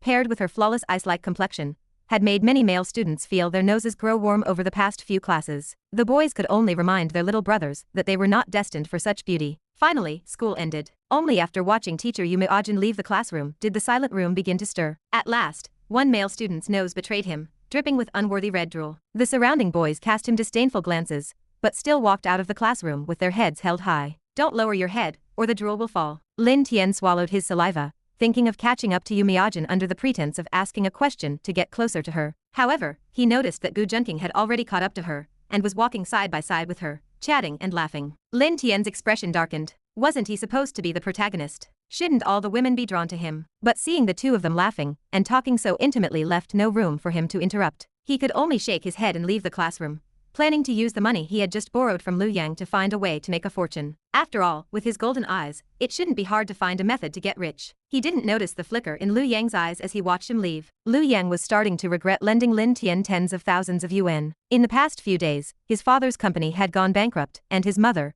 overwhelmed with anger, had fainted and been diagnosed with a terminal illness. The surgery costs were still short, and his family urgently needed money. Yet he felt too embarrassed to ask for the money back. He had initially patted his chest and promised Lin Tian he wouldn't need to repay it, calling him brother all the while. Now, he simply couldn't bring himself to retract his words. Feeling frustrated, Lu Yang had no choice but to leave campus and head home, thinking he would ask Lin Tian for it next time. Just after stepping off campus, Lu Yang was suddenly dragged away by two burly men. Struggling, he shouted, "What are you doing?" in an attempt to attract attention from people nearby. Suddenly, something was pressed against his waist, startling him into stillness. His entire body trembled uncontrollably. He was forcibly escorted by the two men, each holding one of his arms, to the front of a Cullinan. The car door opened, and he was pushed inside. There he saw someone smiling at him. It was Gu Junqing. Chapter 10. After parting ways with teacher Yumiajin, Gu Junqing instructed two of his subordinates to invite Lu Yang over. He had not expected them to be so rough about it. Seeing the carrot in his subordinate's hand pressed against Lu Yang left him somewhat speechless. Once Lu Yang entered the car and saw Gu Junqing alone inside, he grew wary. "What do you want?" Watching Lu Yang shrink back cautiously, Gu Junqing chuckled. "Do you think I need to explain myself if I want to deal with you?" Lu Yang thought for a moment and realized it was true. There was nothing about him worth coveting. Seeing him relax slightly, Gu Junqing said, "I invited you here because I want to play a game with you. If you complete the task, this 1 million will be enough to cover your mother's surgery expenses." With that, Gu Junqing took out a check for 1 million. Lu Yang fell silent. Though he was usually greasy, unpleasant, and somewhat unattractive, he was not a bad person at heart. He was even loyal, willing to go through fire and water for his friends. But right now, he desperately needed money. His mother's illness could not be delayed. She needed surgery and post-operative treatment as soon as possible, all of which required a large sum his bankrupt family could no longer afford. Struggling internally as he stared at the check, Lu Yang finally said, "Tell me what you want me to do first. If it involves murder or arson, I would rather not take the money." He gritted his teeth and looked away from the check, afraid that if he kept staring, he might be tempted to sell his soul. Gu Junqing looked at him in surprise. "If I wanted to commit murder or arson, would I need you? It's a simple task. I can even give you the check in advance. All you have to do is tell Lin Tian that you won 1 million in the lottery and flaunt it in front of him. If Lin Tian doesn't ask to borrow money from you, your task is still considered complete, and the 1 million is yours. But if he does ask to borrow money, you must not lend him a single cent. If you lend him money or reveal our arrangement to him, congratulations, you fail the task. And the consequences of failure, you don't want to know, because you can't bear them." Gu Junqing spoke indifferently, like a deity looking down from on high, passing judgment on mortal fate. In front of others, he certainly knew how to maintain an imposing presence. "All right, it's up to you to accept or not." Having said this, Gu Junqing watched Lu Yang, waiting for his decision. To his surprise, Lu Yang breathed a sigh of relief. Wasn't this basically free money? All he had to do was refuse to lend money to Lin Tian. It wasn't as if Lin Tian would harm him over it. Little did he know, Gu Junqing never acted without certainty. Under Gu Junqing's deep, penetrating gaze, Lu Yang timidly took the 1 million check. "All right, you may go." Lu Yang obediently got out of the car. Seeing the two burly men still guarding the vehicle, he cautiously walked past them. But when he noticed they were holding carrots, he grew angry. Lifting his head, he was about to confront them, when he suddenly saw one of the men, Baldy, inadvertently lift his suit jacket, revealing a gun tucked into his waistband. Lu Yang froze in terror, not daring to move a muscle. Trembling, he shuffled away, his legs still weak as he left. After Lu Yang departed, another man in black asked Baldy, "Boss, why did you bring that out? Didn't the young master forbid us from carrying those?" Baldy laughed heartily. "Just wanted to scare that kid again, so he wouldn't look down on people. This is a fake pistol I bought from the convenience store earlier. It can barely even squirt water." Immediately, the two men burst into laughter. The two burly men laughed with their arms around each other's shoulders, a scene that was somewhat absurd. In any case, Gu Junqing felt a headache coming on. His face darkened instantly. "Enough. Both of you, get lost." The two men immediately stood straight as pines, and moved as swiftly as the wind, scurrying away, when they noticed Luo Ningyu, the ambiguous young woman their master had recently taken interest in, approaching. As soon as Luo Ningyu arrived, Gu Junqing pulled her into the car, and drew her into his embrace. Gu Junqing smirked mischievously. "My little brother and I have been waiting for you for a long time, little Ningyu." Luo Ningyu wanted to break free, but couldn't bring herself to leave his embrace. Instead, she wrapped her arms around his waist and asked curiously, "Your little brother is here too? Where is he?" After saying this, she even glanced around the car, but found no one. Puzzled, she looked back at Gu Junqing. Seeing Luo Ningyu's pure, inquisitive gaze fixed on him, Gu Junqing took a sharp breath, trying to suppress the rising excitement of his little brother, who seemed intent on dominating his thoughts and reducing him to a creature driven by primal instincts. But clearly, Gu Junqing couldn't hold back. He instantly transformed into a big bad wolf and pounced on Luo Ningyu. "Come here, little Ningyu. Let me introduce you to my little brother." Meanwhile, Lu Yang kept his hand in his pocket, tightly clutching the million-yuan check. He didn't dare loosen his grip, afraid he might somehow lose it. His legs were still weak from fear, and he occasionally had to lean against the wall as he walked. Passers-by cast complicated glances his way. So young, yet already so weak. Young people really should learn moderation. Hadn't they noticed there weren't even any planes in the sky anymore? Probably all shot down. Lu Yang had no time to interpret the looks from those around him. If his legs weren't so weak, he would probably be jumping for joy. After all, in his understanding, he had just earned a clean 1 million with zero risk. He didn't dare secretly tell Lin Tian. He couldn't afford to take any chances now. His family desperately needed the money, whether for his mother's illness or his father's debts. The crisis was severe, but he believed he could succeed, because Gu Junqing was merely testing his buddy Lin Tian first. Besides, it wasn't for some trivial reason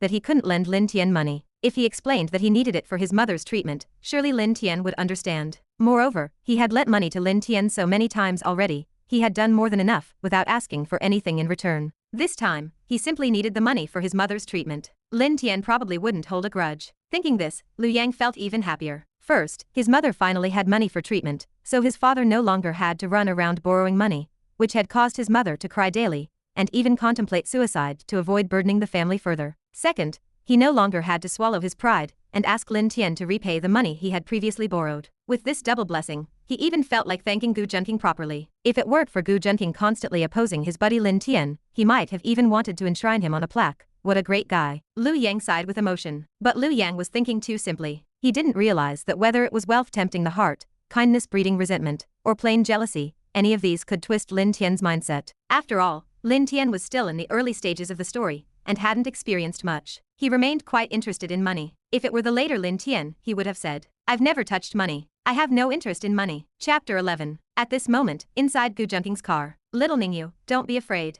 My little brother just wants to meet you too." "That's right, just keep it like this. See how happy my little brother is. Good girl, just lean forward like this." "Yes, that's right, kneel right here." After Gu Junqing's car rocked for a full 40 minutes, it finally came to a stop. Inside the car, Gu Junqing narrowed his eyes, holding Luo Ningyu in his arms, her clothes half undone. Luo Ningyu curled up against him, completely still. Gu Junqing suddenly felt that asking Luo Ningyu to come with him after school under the pretense of taking her home had been an extremely wise decision. Although Luo Ningyu had initially been inexperienced, whether in technique or posture, she was improving quickly. Whether it was Luo Ningyu's ice-smooth, jade-like hands or her clever tongue, both made it difficult for Gu Junqing to restrain himself. In short, it had been pure pleasure. Ugh. Luo Ningyu tried to speak, but dry-heaved several times, forcibly suppressing the lingering taste in her throat. She looked at Gu Junqing with eyes filled with both shyness and affection. Softly she said, "You stinky man." Gu Junqing was now in a state of ancient sage-like bliss, feeling as if he was floating. Naturally, he did not think about punishing Luo Ningyu any further because, to be honest, he was feeling a bit drained. He could only sigh, feeling that his body was still somewhat weak. Gu Junqing stroked Luo Ningyu's delicate face, occasionally playing with her small hands to feel their warmth, then casually tucked her beautiful hair behind her ears. Slowly he said, "I'll let you off this time. In a few days, give it to me again, okay?" After speaking, he pressed his forehead gently against hers. Luo Ningyu's face turned bright red. She could only murmur, "Okay." Filled with satisfaction, Gu Junqing drove Luo Ningyu back to her home. When parting, Luo Ningyu was reluctant to leave. Gu Junqing waited until she entered the house before driving away. Girls are really fascinating, Gu Junqing sighed. Under the boundless night sky, a Cullinan sped away. Early the next morning, Gu Junqing went to school bright and early. He was quite eager to see the fallout between Lin Tian and Lu Yang. After arriving at school, Gu Junqing first went to tease Luo Ningyu. Then he went to Mirongwan to study together. He explained problems Mirongwan did not understand, which pleasantly surprised her. She was usually at the top of her grade, with only Gu Junqing ranking above her. Although their relationship had been strained recently, now that they had reconciled, she could ask him questions again. For some reason, she no longer disliked Gu Junqing's closeness, and even felt secretly happy about it. Suddenly, Gu Junqing tapped Mirongwan on the head. Little girl, what are you thinking about so deeply? Do you understand this problem now? Ouch, that hurts. What are you doing? Mirongwan protested coyly, then began playfully bickering with him. Nearby, Luo Ningyu grew somewhat jealous and quickly joined in. The three of them studied and played together. The surrounding classmates did not know who they should envy more. Watching this scene, Lin Tian gritted his teeth in frustration. For some reason, he even felt as if he were being cuckolded, even though neither girl had anything to do with him. Lu Yang sat beside Lin Tian, also secretly envying Gu Junqing's life, studying with beauties by his side, living far too blissfully. Just then, he suddenly remembered Gu Junqing's instructions. He turned his head and whispered to Lin Tian, Xiao Tian, I won the lottery jackpot yesterday. Ha ha ha. Guess how much? Lu Yang's words made Lin Tian's face light up with excitement. How much did you win? 1 million. Lu Yang held up one finger. The number stunned Lin Tian, making him so ecstatic he nearly jumped up. Yesterday, while searching for quick ways to make money, he had realized that with his golden eyes, he could gamble or engage in stone gambling, both fast methods that relied heavily on eyesight. But these required substantial capital. The money he currently had was not enough. He had tried gambling yesterday,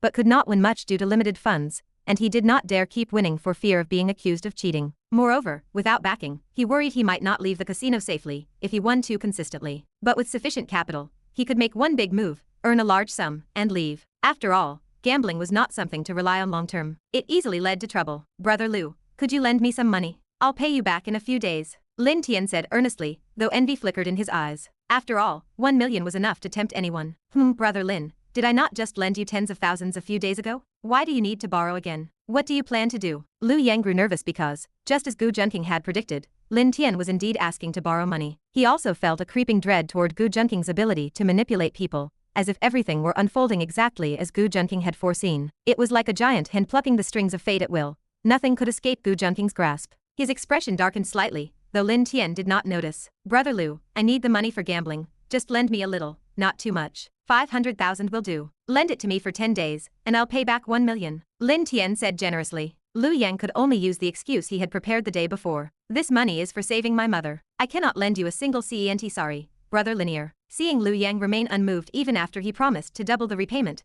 Lin Tian grew anxious. At that moment, he forgot everything Lu Yang had done for him before. Rage filled his heart. Anyway, your mother's illness is incurable. Why bother treating it? The moment the words left his mouth, a chill ran through him. He suddenly calmed down and saw Lu Yang's utterly grim expression. He panicked. Brother Lu, big brother, I was just joking. I did not mean it. I spoke without thinking. Looking at Lin Tian now, Lu Yang felt as though he were seeing a stranger. He never expected Lin Tian to be such a person, and it chilled his heart. He had merely refused to lend money that was critically important, and yet Lin Tian had said his mother did not need treatment. Not long ago, when Lu Yang himself had little money, he had still been willing to lend to Lin Tian. Lu Yang had shown nothing but loyalty and kindness, yet instead of repaying that goodwill, Lin Tian had cursed his mother like this. Lu Yang did not realize that from the moment he accepted Gu Junqing's game, he had already fallen into a trap. Gu Junqing's grasp of human nature was truly precise. He deeply understood the principle that a small kindness is appreciated, but a great one breeds resentment. Originally, Lu Yang had continuously lent money to Lin Tian, causing Lin Tian to treat it as something natural. This sudden refusal unleashed the demon hidden within Lin Tian's heart. When the 1 million yuan check appeared,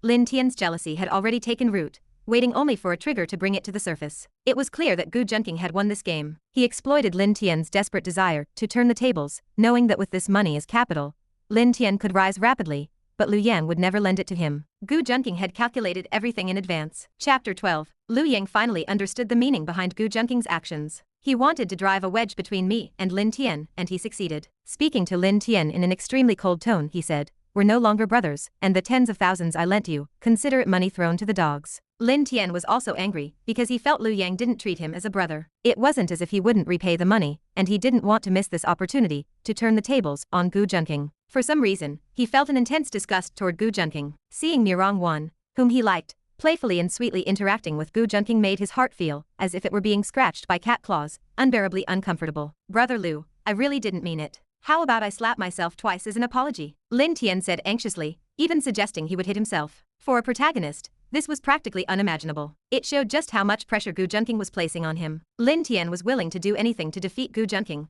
Otherwise, he couldn't even glimpse his shadow. Lu Yang had already seen through Lin Tian and no longer regarded him as a brother. No need. I'm not worthy of having you as a brother. You can just leave. Before Lu Yang could finish speaking, Lin Tian threw a punch. Lin Tian's body had been strengthened by the energy released when his golden eyes awakened, making his strength far beyond that of an ordinary person. Even though Lu Yang was large and sturdy, he couldn't withstand the blow and was knocked to the ground. What did you say? Say it again. How could you treat me like this? Lin Tian shouted. Then Lin Tian pinned Lu Yang down and began punching him repeatedly. Lu Yang couldn't dodge in time and could only endure the beating. The surrounding classmates were stunned. The two who had been laughing and talking moments earlier were suddenly fighting, and no one expected Lin Tian, with his average build, to be so strong. Female students nearby screamed in alarm, and several classmates hurried to report the incident to a teacher. Gu Junqing also stopped teasing Mirongwan and Luo Ningyu, watching the scene with a faint smile. He had long seen through Lin Tian's character, inferiority mixed with arrogance. After awakening the golden eyes, this trait had worsened,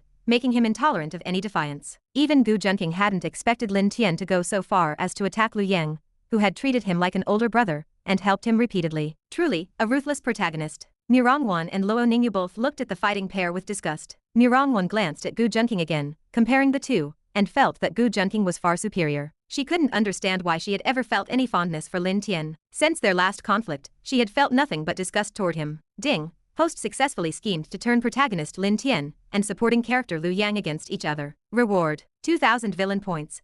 Villain Halo plus 50. Lin Tian's protagonist Halo minus 50. Yu Miajin, accompanied by several students, hurried from the office to the classroom. She was beginning to find Lin Tian troublesome. Just 2 days ago, he had tried to pick a fight with Gu Junqing, and now he was fighting Lu Yang. She had never seen him display such violent tendencies before. As a teacher who usually treated every student equally, Yu Miajin now felt some dislike toward Lin Tian. Initially, she had given him extra care because of his family circumstances, but now it seemed her efforts had been wasted. Ding. Female lead Yu Miajin's favorability toward Lin Tian has decreased by 20, now at minus 20. Dislike. Host is rewarded with 2,000 villain points. Villain Halo plus 50. Lin Tian's protagonist Halo minus 50. Moreover, this physical altercation could no longer be concealed. She had no choice but to report it to the school and let the administration handle it. Tianlin High School treated fighting incidents extremely seriously. Minor offenses resulted in probation with a public disciplinary notice, while severe cases led to immediate expulsion. Given Lu Yang's bloodied face and visible injuries, it seemed unlikely Lin Tian would be allowed to stay. Yu Miajin brought them to the Academic Affairs Office.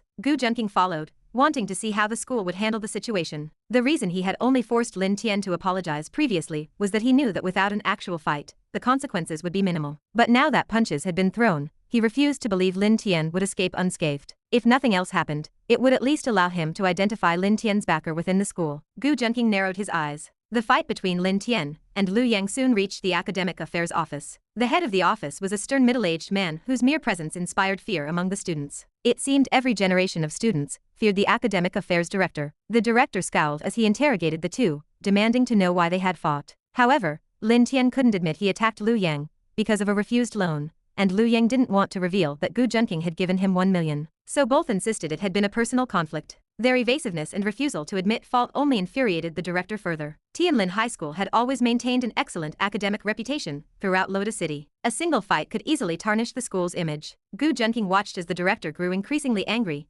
berating them relentlessly. He even intended to place them on probation and send them home for reflection, declaring that unless they clearly explained the incident and admitted their mistakes, they need not return. Gu Junqing nodded inwardly. It seemed the director was not Lin Tian's backer, which meant the real supporter held even greater authority. Sure enough, not long after, a middle-aged man happened to pass by. Spotting him, Lin Tian quickly called out, "Uncle, uncle." The middle-aged man showed a pleased expression upon seeing Lin Tian. "Xiao Lin, what are you doing here?" The director, noticing the man, hurried over with a flustered expression. "Vice Chairman, what brings you here?" Gu Junqing narrowed his eyes. So this was Lin Tian's backer. As he watched the vice chairman step forward to inquire about the situation, he already knew the fight incident was effectively over. Moreover, Lin Tian would likely face no consequences, not even a disciplinary record. Just as expected, after hearing that Lin Tian had been brought in for fighting, the vice chairman nodded knowingly. "It's fine, not a big issue. I know this kid, Lin Tian, he's a very righteous young man. When I was surrounded by local thugs before, he was the one who saved me. I haven't even properly thanked him yet. Let's just let this matter slide, he said, turning to the director. After smiling at Lin Tian, he left. As for Gu Junqing, he had already departed the moment the director began his lengthy lecture. His goal had already been achieved. He now knew who Lin Tian's biggest backer at the school was, but he wasn't prepared to act yet, wary that another hidden supporter might emerge and complicate matters. Chapter 13. After Gu Junqing returned to the classroom, Mirong and Luo Ningyu hurried over to ask about the outcome of the incident. Gu Junqing told them everything that had just happened. I never expected Lin Tian to have such a background, Mirong exclaimed. After all, as the school vice-chairman, the vice-chairman held even more authority than the principal within the school. Luo Ningyu was also astonished. Both of them developed an even deeper resentment toward Lin Tian. Did having connections give him the right to hit people whenever he wanted? Mirong disliked Lin Tian because he had offended her in the past. Luo Ningyu felt the same way by association. Since both Mirong and Gu Junqing were at odds with Lin Tian, she disliked him as well. However, Gu Junqing knew that all of this was the result of the protagonist halo at work. It was impossible for Lin Tian to be expelled or sent home for reflection at this stage. If that happened, the female leads would all fall into Gu Junqing's grasp,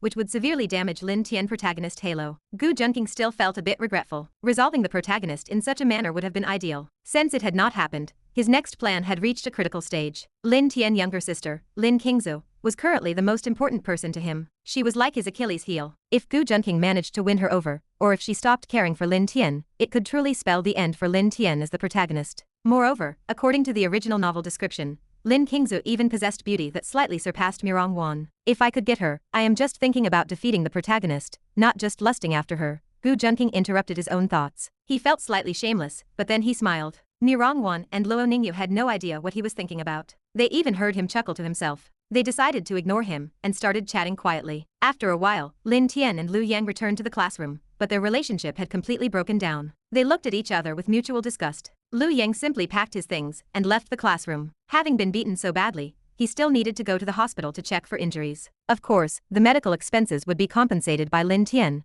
and that was the end of the matter. There was no disciplinary punishment or probation. The vice-chairman had already arranged everything. Naturally, if Gu Junqing truly wanted to expel Lin Tian, it would not have been impossible. What he feared was that once the protagonist halo activated, something as trivial as expulsion might attract absurd developments, perhaps even national-level figures appearing out of nowhere. There were indeed foolish authors who wrote such plots. It was better not to drive Lin Tian out of school. Although it would reduce his opportunities to approach the female leads on campus, outside the school the world was vast. Who knew if he might encounter some police beauty or CEO heroine elsewhere? Wouldn't it be far more satisfying to gradually crush the protagonist's confidence, weaken his protagonist halo, and tarnish his reputation right here on campus? The original Gu Junqing had been portrayed as selfish, evil, and despicable entirely because he failed to cherish his reputation. His attempts to suppress the protagonist were always done openly, without any subtlety or covert schemes. To put it bluntly, the original Gu Junqing had simply been foolish. Openly using power to oppress others only made one appear petty and despicable. Moreover, such actions merely served as catalysts for the protagonist's growth,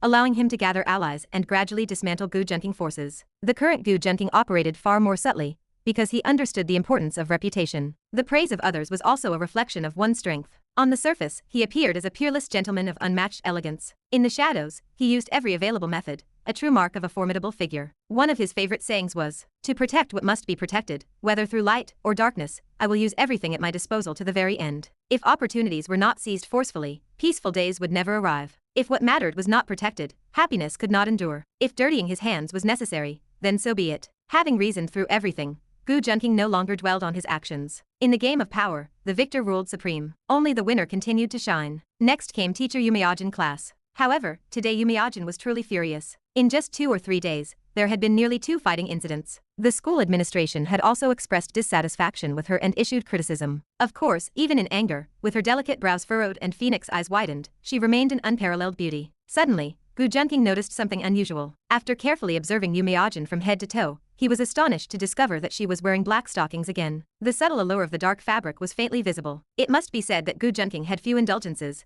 but black stockings were his particular weakness. He quickly cleared his mind and focused intently on admiring the beauty, listening to the lecture. Abruptly, Yumiajin called on him to answer a question. This surprised the other students, as teachers rarely called on Gu Junqing. The teachers all knew that Gu Junqing's mastery of the material might even surpass their own. After all, he ranked first in the entire grade, and being first at Tianlin High School meant being the best in all of Luodu. Gu Junqing was also somewhat startled. Seeing Yumiajin's sharp glare fixed on him, he realized that his constant staring at her legs had been noticed. He promptly averted his gaze, focused inward, and restrained his wandering thoughts. No longer looking around, he answered the question seriously. Seeing that Gu Junqing had stopped staring and had answered correctly, Yumeajin let him off. Pay attention in class and stop daydreaming, she said before resuming her lecture. In truth, Yumeajin felt relieved when she saw him stop looking. For some reason, she had suddenly become extremely aware of Gu Junqing's gaze. When she noticed him staring intently at her legs without even blinking, her legs felt weak, goosebumps spread across her skin, and it became difficult for her to continue teaching normally. She was well aware of her beauty and graceful figure, but she usually ignored others' stares. Unless someone went too far, she would not bother addressing it. After all, people controlled their own eyes. Yet recently, for reasons she could not explain, she felt that Gu Junqing had changed. Compared to before, she found herself paying more attention to this exceptional student, who surpassed everyone else in academics, family background, and personal excellence. Of course, this did not mean she had developed feelings for him. It was simply that, for some unknown reason, her attention had previously drifted past him and focused more on Lin Tian instead. She did not realize this was because Lin Tian protagonist halo was gradually weakening,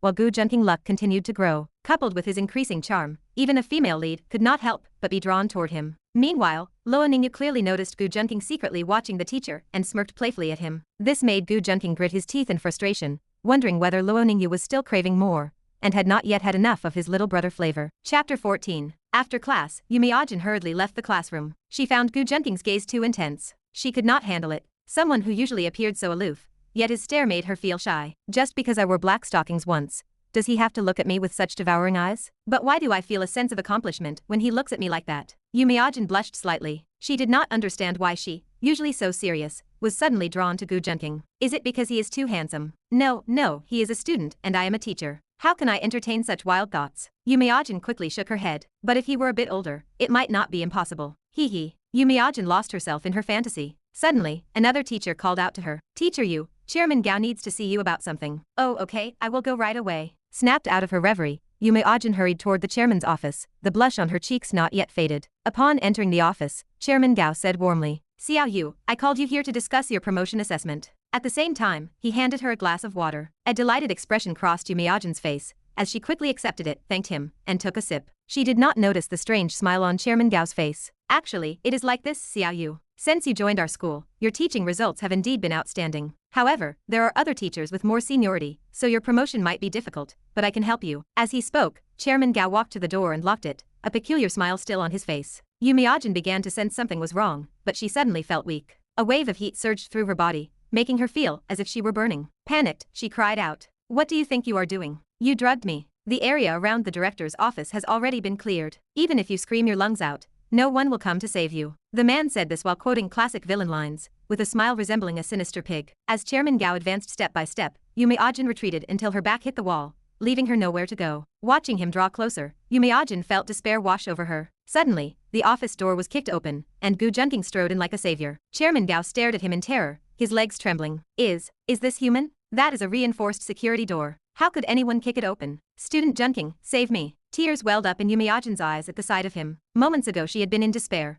but now hope flooded her heart, like light breaking through darkness. Chairman Gao, his face full of panic, stammered. Young Master Gu, what are you doing here? Yes, why was Gu Junqing here? Let us rewind 5 minutes. 5 minutes earlier, Gu Junqing was about to leave school with Luo Ningyu. Suddenly, he received a notification from the system. Ding, Yumeajin's favorability toward the host has increased by 20. Current level, 50, admiration. Villain points plus 1000. It turned out that Yumeajin had been fantasizing about Gu Junqing, unconsciously raising her favorability through her own imagination. Having read the original novel, Gu Junqing already knew that despite being a teacher, Yumeajin possessed a youthful, romanticized view of love. She would unconsciously idealize and fantasize about her crush. Gu Junqing chuckled wryly and was about to leave when he suddenly remembered that, according to the original plot, this was the very day Yumeajin was nearly assaulted by Chairman Gao, only to be rescued later by Lin Tian. This incident marked the turning point in her feelings toward Lin Tian. His expression changed abruptly. Blaming his distraction by Luo Ningyu's beauty for nearly making him forget, he immediately turned back toward the chairman's office. Since he had provoked Lin Tian earlier and driven him away,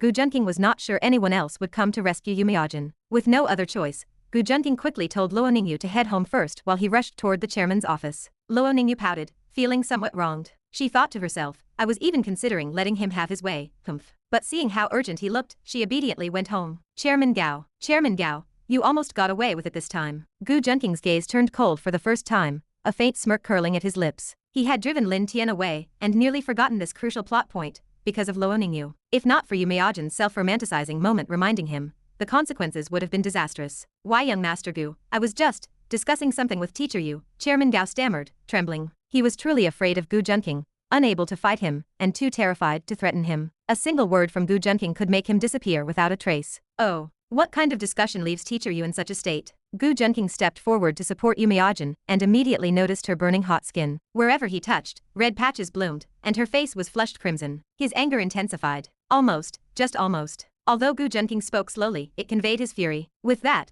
he strode forward and struck Chairman Gao with a single palm, sending him crashing into the wall with a heavy thud. Chairman Gao tasted blood in his throat, but could not spit it out. Sharp pain radiated from his chest, his ribs had been shattered, leaving him barely able to breathe. Gu Junqing grabbed him by the throat and lifted him off the ground. Choking and suspended midair, Chairman Gao struggled helplessly, trying to pry his hand away, but the arm felt like an iron pillar, utterly immovable. With combat power exceeding 100, Gu Junqing was far beyond what an ordinary person like Chairman Gao could resist. With a flick of his wrist, he hurled him back against the wall. Yu Miajin watched in shock, astonished by Gu Junqing's strength. Her heart raced even faster. Already affected by the drug, his presence made it impossible for her to remain composed, her face flushed deeply, her eyes hazy and unfocused. Chairman Gao, I despise people like you the most, those who abuse their power to take advantage of others. Myself excluded, Gu Junqing added silently in his heart. And you dared to target my woman. You really have a death wish. After saying this, he made a call, summoning his subordinates to handle the situation. Seeing Chairman Gao on the verge of losing consciousness,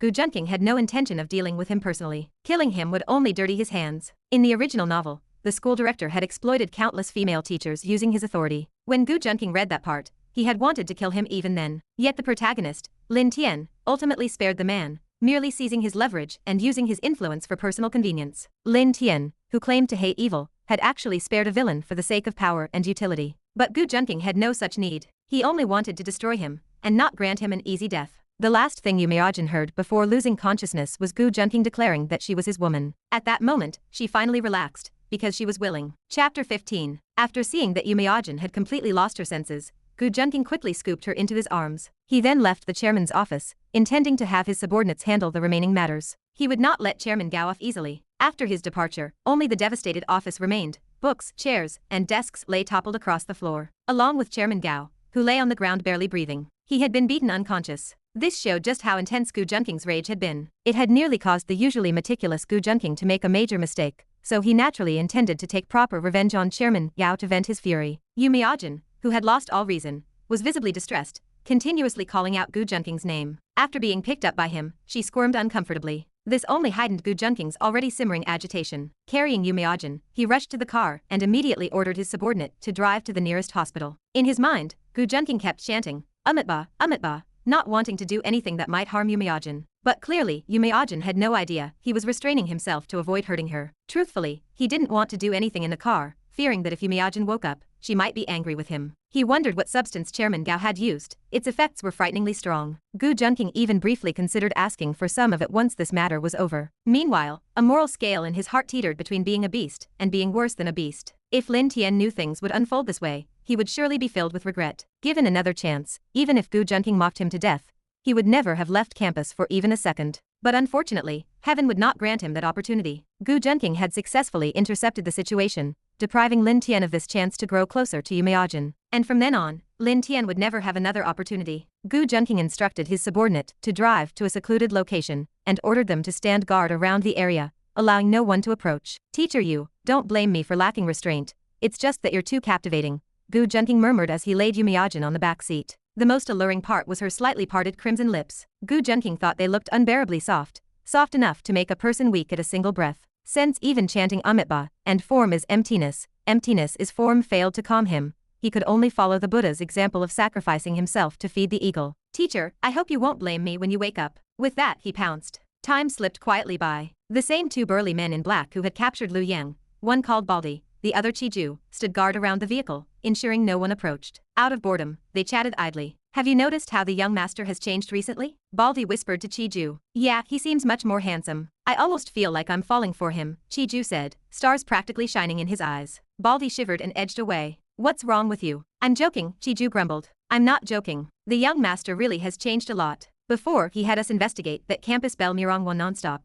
but now he barely seems interested. And he feels much smarter now.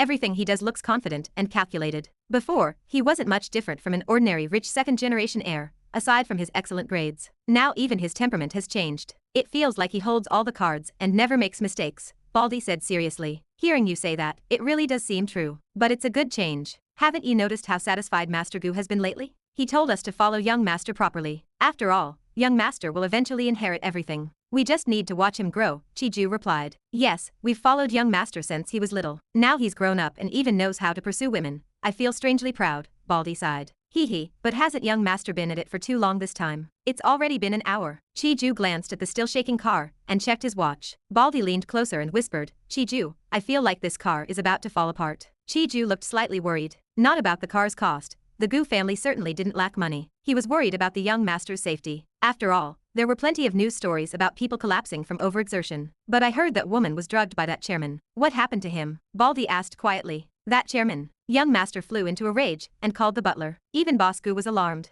Daring to touch young Master's woman, at best, he's been sent to work in the mines. Either way, he won't appear again, Chiju said coldly. In the distance, Lin Tian was still thinking about how to make a large sum of money through legitimate means while eating the meal his sister had cooked after returning home from school. He ate without concern, having just been mocked by Gu Junqing again, which worsened his mood and deepened his jealousy and hatred. He didn't even consider that his sister, Lin Qingzhou, had already gone back out to work. Lin Qingzhou would return home immediately after class to check whether her brother had come back. If he had, she would cook for him, but after cooking, she had no time to eat herself before leaving again to earn money for his living expenses and tuition. Fortunately, she had excellent grades and occasionally received scholarships. Combined with her beauty, she was extremely popular at work. Every time she worked, customers flooded in just to see the famous Shishi waitress. But she was willing to endure it. Her brother was her only remaining family. As long as he was well, she was well, truly a case of if you are well, it is a sunny day. Yet her devotion only earned her brother's inappropriate thoughts. Lin Tian's mind was filled with impure ideas. If only Lin Qingzhou weren't his sister. Of course, he still retained some moral restraint and had taken no real action. Besides, his golden eyes could not yet see through clothing. While eating, Lin Tian suddenly felt as though he had lost something. His breathing grew heavier, as if something pressed down on his head,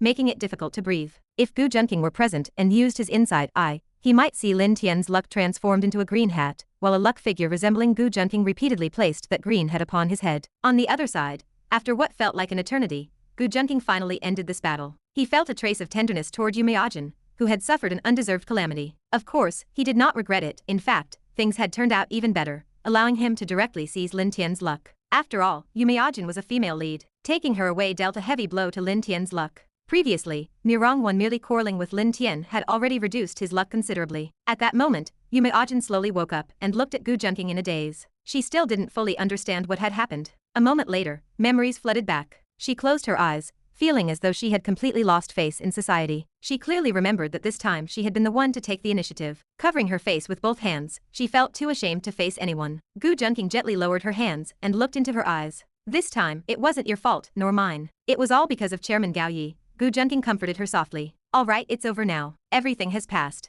What am I supposed to do with you, you little troublemaker? Yumeajin fell silent and gently buried her head in Gu Junqing's embrace. The atmosphere gradually softened into warmth and tenderness. Outside the car, Baldy and Chiju noticed the vehicle had finally gone still, signaling that the battle was over, though they still didn't dare approach. Baldy whispered, "Thank goodness it's over. I was seriously worried the young master might die in there after going that long." Chiju leaned closer and added, "Honestly, I was thinking the same thing." Chapter 16. Ding.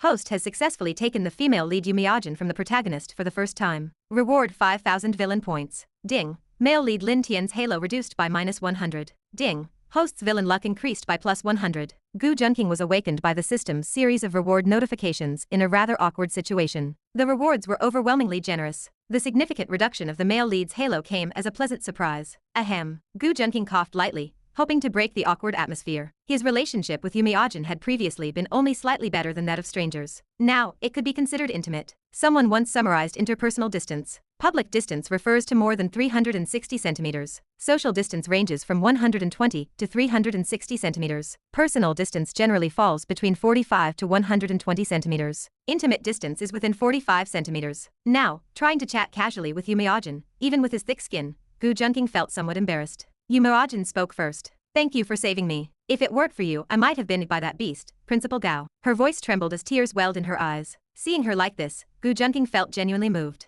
"At that time, when I realized I'd been drugged, I thought, I'd rather be with a dog than with him," Yumeajin said, still shaken but relieved. That sentence instantly erased all the warmth Gu Junqing had felt moments earlier. So you're comparing me to a dog? Gu Junqing's lips twitched as his expression darkened slightly. Haha. Yu Miajin burst into laughter. Seeing her already able to joke, Gu Junqing felt relieved. Watching her playful expression, he suddenly felt curious and activated his inside eye. Female lead Yu Miajin. Charm 93. Favorability toward host 80. Deep admiration. Female lead halo 160. Noticing her female lead halo had dropped surprised him. He clearly remembered it being higher before. System, why has her halo decreased? When the host wins a female lead's affection, her female lead halo decreases. Will that harm her? No. It benefits the host. A reduced female lead halo lowers her attraction to the male lead and other males, reducing potential romantic interference. Hearing this, Gu Junqing relaxed. There were always people joking about inheriting the legacy of CAO. He had no intention of becoming the cautionary tale of old Gu. There are times when you're not home. Old Wang was really hard to guard against. Every female lead was an extraordinary beauty surrounded by admirers. Today alone proved that. If he had arrived even a little later,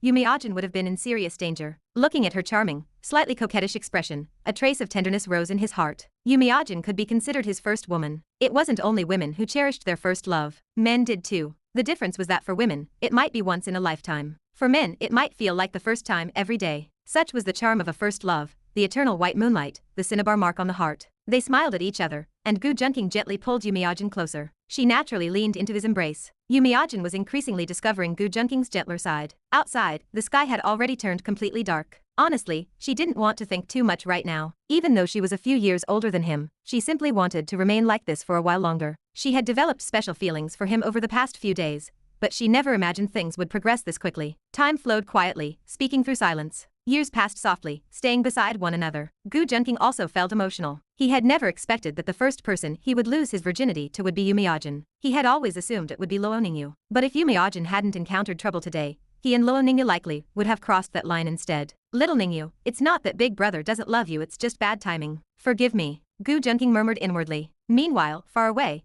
Luo Ningyu lay on her small bed, silently complaining about him. She had finally gathered her courage, and no one had been home. Who would have thought he would suddenly leave? He seemed busy and in a hurry. Maybe she shouldn't disturb him. As she thought this, her head nodded sleepily, and she drifted off. Gu Junqing wanted to remain like this with Yu Miajin for as long as. Young master, it's getting late now. What should we do? Baldy knocked lightly on the window. Just as he thought the bodyguards wouldn't interrupt, they appeared. Helpless, Gu Junqing checked that everything was in order before allowing the drivers back in. He first escorted Yu Miajin home, a slightly old 3-story self-built house. In land-scarce Lodu, owning such a home already counted as modest prosperity. Yu Miajin seemed reluctant to part. Teacher Yu, see you tomorrow. She waved with a bright smile at the departing car. Gu Junqing found her coquettish manner unexpectedly endearing. For some reason, being with Yu Miajin always gave him a sense of satisfaction and accomplishment. He had fulfilled a dream, one shared by many men. He had also proven a popular saying, as long as you're bold enough. Although this incident counted as a minor deviation from his plans, it still ended perfectly. Gu Junqing returned home feeling oddly satisfied, only to find his parents waiting for him, both wearing strange smiles. Gu Junqing instantly sensed danger. The news had already spread. Even the servants nearby were smiling at him,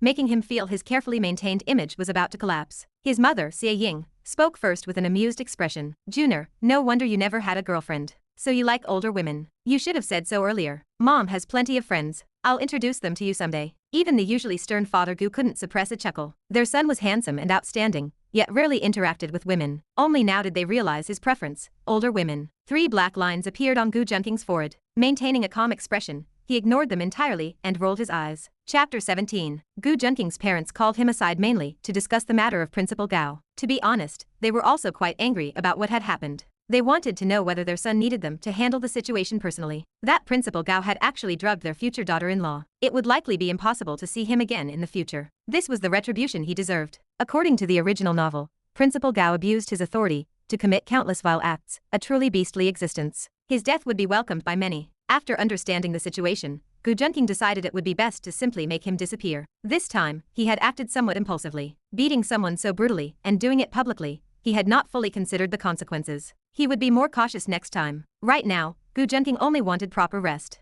After all, he had just gone through a major ordeal, and was exhausted after beating Principal Gao so severely. What surprised him most was that the Yellow Emperor's inner cannon he had obtained from the lottery had suddenly begun operating on its own. It continued circulating within his body even while he moved. He had never expected the Yellow Emperor's inner cannon to function like the cultivation techniques described in myths and legends. The discovery genuinely delighted him. Not only that, but his physical attributes, stamina, endurance, and overall bodily strength had all improved. Even his facial features appeared sharper, and his temperament subtly changed. His combat power had also increased under its operation. So this was the miraculous function of the Yellow Emperor's inner cannon. No wonder the Yellow Emperor was said to have ascended to immortality overnight. It truly was an extraordinary technique. Gu Junqing felt excited. He had never expected to draw something so valuable from a single lottery pull. He even checked its price in the system mall, and found it far beyond anything he could currently afford. By the time he returned home, it was already 11 p.m. He sent Luo Ningyu a message, but received no reply, realizing she was already asleep, so he did not disturb her further. He reviewed today's gains and found his villain points had exceeded 10,000. He also calculated Lin Tian's protagonist halo, and discovered it had already dropped by more than half. With just a little more pressure, he would be able to purchase the sky-stealing talisman, and steal Lin Tian's golden eyes talent. Then he could eliminate this protagonist completely. Fortunately, this protagonist was still in the early stages of development. Otherwise, Gu Junqing would not have been able to manipulate him so easily. Feeling satisfied, Gu Junqing took a shower and went to sleep. Dawn slowly lifted its curtain, ushering in another bright morning as freshness filled the world. By this time, Gu Junqing had already arrived at school. He wanted to verify whether the Yellow Emperor's inner cannon was truly effective. Tianlin High School had strict regulations. Teachers needed to arrive early to prepare lessons, while students were not required to come so early. His classmates had not arrived yet, and he was currently in Yumiajin's office. The two were talking privately. Gu Junqing wanted Yumiajin to confirm her feelings, whether she was truly willing to be with him. Their relationship had advanced unexpectedly fast, something that surprised even Gu Junqing, let alone Yumiajin. Although she had already expressed her willingness to be with him the previous day, he still wanted reassurance. He could clearly see that Yumiajin was growing increasingly fond of him. The affection in her eyes was unmistakable. In fact, the system rewards alone proved she had already developed deep feelings for him. Gu Junqing gently patted Yumiajin's head. This time, however, he clearly sensed the Yellow Emperor's inner cannon circulating within him, causing his lips to curl into a faint smile. It truly was a top-tier cultivation method. Could it be that it activated only during certain moments? When Gu Junqing returned to the classroom, Mirongwan and Luo Ningyu casually approached him to chat. Gu Junqing, what's that scent on you? It smells kind of nice, but also a little strange, Mirongwan said, wrinkling her delicate nose as she leaned closer to sniff him. Well, I had something urgent yesterday, and went to a seaside villa. I just came back, so it might be the smell of sea breeze. If you don't believe me, ask Ningyu. She saw how rushed I was when I left yesterday. Gu Junqing replied smoothly, lying without hesitation. Mirongwan glanced suspiciously at Luo Ningyu. After seeing her nod, she dropped the matter. Relieved to have fooled them, Gu Junqing relaxed. Soon, the class bell rang. Yumiajin walked into the classroom. The moment she entered, she shot Gu Junqing a glare at that scoundrel before beginning the lesson. As she taught, the students could not pinpoint anything specific, but they all felt something about teacher Yumiajin had changed. She simply seemed even more beautiful. While most students failed to notice anything concrete, Lin Tian, with his golden eyes and heightened perception, easily detected the difference. Although his golden eyes could not yet see through objects, they allowed him to observe minute details. His face twisted with rage as fury surged inside him. He noticed that Yumiajin, who had walked normally yesterday, now showed a subtle change in her gait. Her demeanor was different as well. Her frequent smiles and radiant expression made her seem like someone newly in love. All signs suggested that Yumiajin had entered a relationship within the past few days, and perhaps had already. Lin Tian's emotions exploded. Back when Yumiajin had shown him special attention, he had already regarded her as his exclusive possession, someone no one else was allowed to touch. He never imagined someone would beat him to it. Lin Tian's face flushed dark red, as though invisible green hats were stacking endlessly on his head. Who was it? He silently roared, twisting around to examine everyone in the classroom. He suspected everyone. Finally, when class ended, Gu Junqing walked up to Yumiajin under the pretense of asking a question, his real intention being to provoke Lin Tian. Seeing Yumiajin like this made him feel a slight twinge of guilt. She still had to teach classes, yet he had taken her again. Nevertheless, his objective had clearly been achieved. Ding.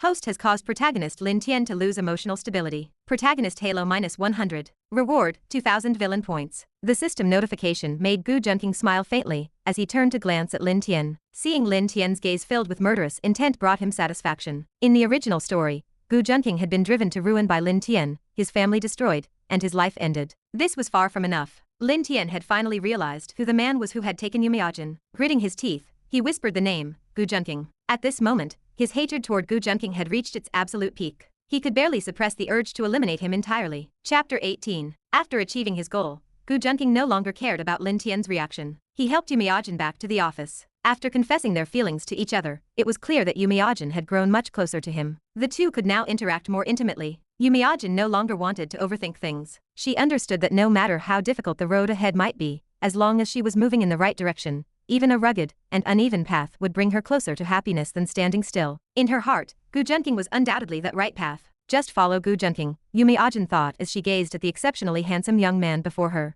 After helping Yumeojin organize her teaching materials, Gu Junqing left the office so she could rest properly. Wrapped snugly in the blanket he had placed around her, Yumeojin felt waves of warmth in her heart. She no longer cared about anything else. After being saved by Gu Junqing yesterday, his figure had already been deeply imprinted in her heart. Last night, all she dreamed about was Gu Junqing. This was also due to Lin Tian's declining luck, which made him less attractive to the female leads, while Gu Junqing's luck continued to rise. Like a pearl covered in dust gradually revealing its brilliance, who could resist such radiance? Yumeojin found herself increasingly unable to live without Gu Junqing. It was not only she who attracted him, he deeply captivated her as well. With these thoughts, she slowly drifted into sleep. Meanwhile, Gu Junqing returned to the classroom. After entering, he glanced toward Lin Tian. He noticed that Lin Tian's gaze toward him was filled with murderous intent. Gu Junqing slowly smiled, realizing that Lin Tian could no longer conceal his true emotions. Had Lin Tian's hatred already grown this deep? But it still was not enough. Not yet. He needed to wait a little longer. Lin Tian, do not be too eager to kill me, or I might not be able to resist killing you first.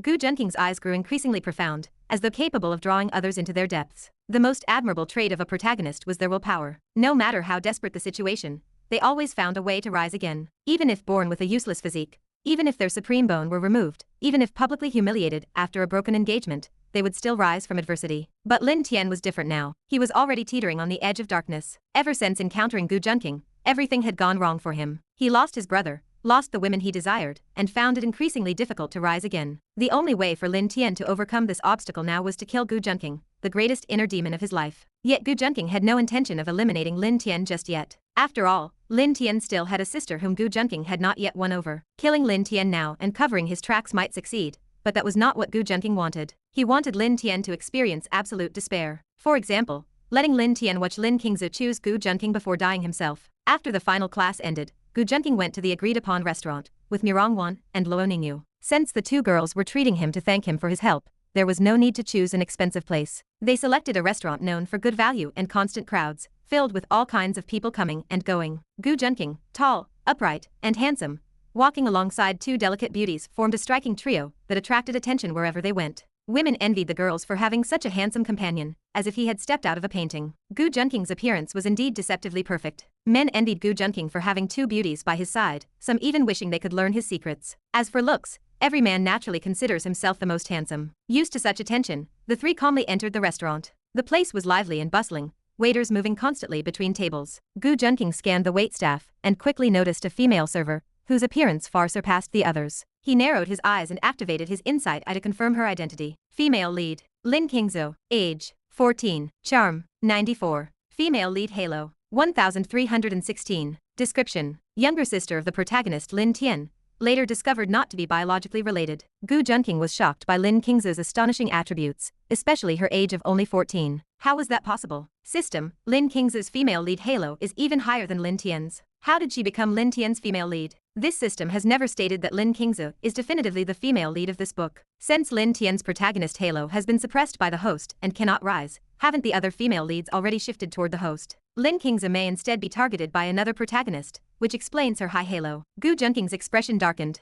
Did this mean a new protagonist had already appeared? He immediately used his insight eye to scan the surroundings. Sure enough, not far away, he spotted a young man with delicate features and a clean, refined appearance. His clothing was simple and outdated, as though from years ago. Protagonist: Su Chen, age, 18. Protagonist trope: divine doctor descends the mountain. Charm value, 85. Combat power, 183. Skills: master level medical skills, master level appraisal techniques, advanced.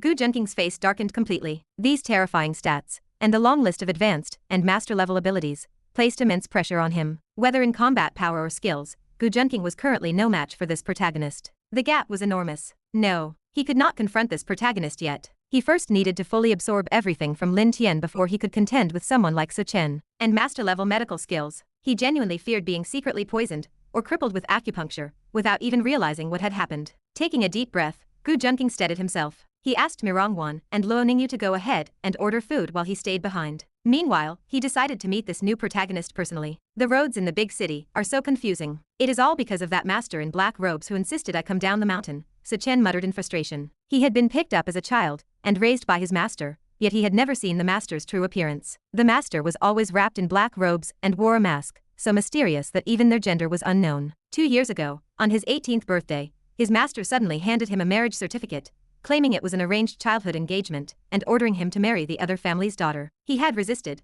but he could not defeat his master in a fight. Still, he sensed that his master seemed injured. After descending the mountain, he wandered for 2 months before finally arriving in this city. It was far too bustling. Having grown up entirely in the mountains, everything felt new and unfamiliar. Life in the outside world was truly difficult for someone fresh from the mountains. Hello, do you need any help? Chapter 19. Hello, may I help you with something? Chen heard an exceptionally pleasant voice calling out to him. He turned and saw a remarkably handsome young man. Chen was momentarily stunned, and instinctively felt goodwill toward Gu Junqing, because of his appearance and polite tone. After all, beautiful things were always pleasing to the eye. Yes, I'm looking for my fiancé's family, the Li family. I heard they're quite famous in Luodu, Chen replied courteously. He usually interacted only with villagers in the mountains. The people there were simple and honest, and there was no need to be guarded. Those villagers who had visited cities often warned him that urban people were complicated and cold, and that he needed to beware of bad people. At first, he had followed this advice. By not talking to strangers, he would not be deceived. Not that he was truly afraid of being tricked anyway. Gu Junqing immediately understood what kind of protagonist this was. This was clearly the divine doctor descends the mountain to break off an engagement trope, where the protagonist discovers his fiancée is rich and beautiful, and ultimately decides not to cancel the marriage. Usually, the female lead would initially look down on the male protagonist. That opening was precisely what Gu Junqing could exploit, winning over the female lead during this period, while deepening her dislike for the protagonist. A faint glint flashed in Gu Junqing's eyes. However, he did not want Chen to meet his destined female lead yet and accelerate the plot's progression. The Li family. They're one of Luodu's 4 great families. You're so young, yet you're already becoming the Li family's son-in-law. You must be extraordinarily talented,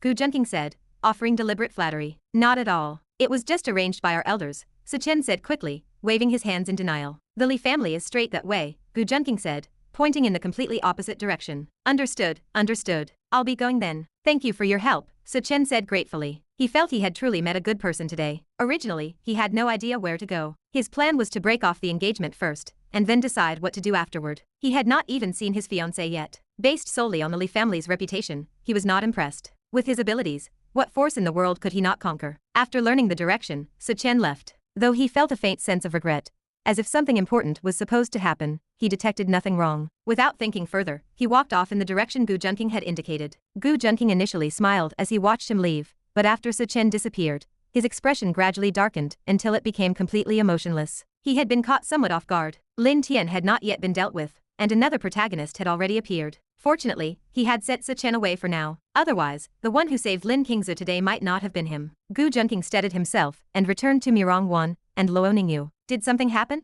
You look serious, Luo Ningyu asked with concern. Always attentive to him, she immediately noticed his unusual mood. Nothing important, just some unexpected matters. Have you ordered yet? Gu Junqing glanced at her and gently patted her head. Yes, we have, Luo Ningyu answered obediently, even leaning forward slightly to make it easier for him to pat her. She looked like a spoiled little cat. Mirong Wan, sitting beside them, felt a hint of jealousy. Recently, she and Luo Ningyu had been spending more time with Gu Junqing, and she found herself gradually drawn to him. Whether in academics or daily life, Gu Junqing always took thoughtful care of her. He was also humorous and witty. They joked often, and Luo Ningyu frequently joined in. Watching their intimacy, Mirong Wan wanted to imitate Luo Ningyu and join in as well. Her eyes darted around before she awkwardly mimicked Luo Ningyu's posture, leaning forward slightly. I want a head pat too. Her voice sounded faintly childish, revealing her embarrassment. Gu Junqing looked surprised, then chuckled. He reached out and patted Mirong Wan's head as well. Both girls even nuzzled lightly against his hand before sitting back down. Mirong Wan's face turned bright red. When his hand touched her head,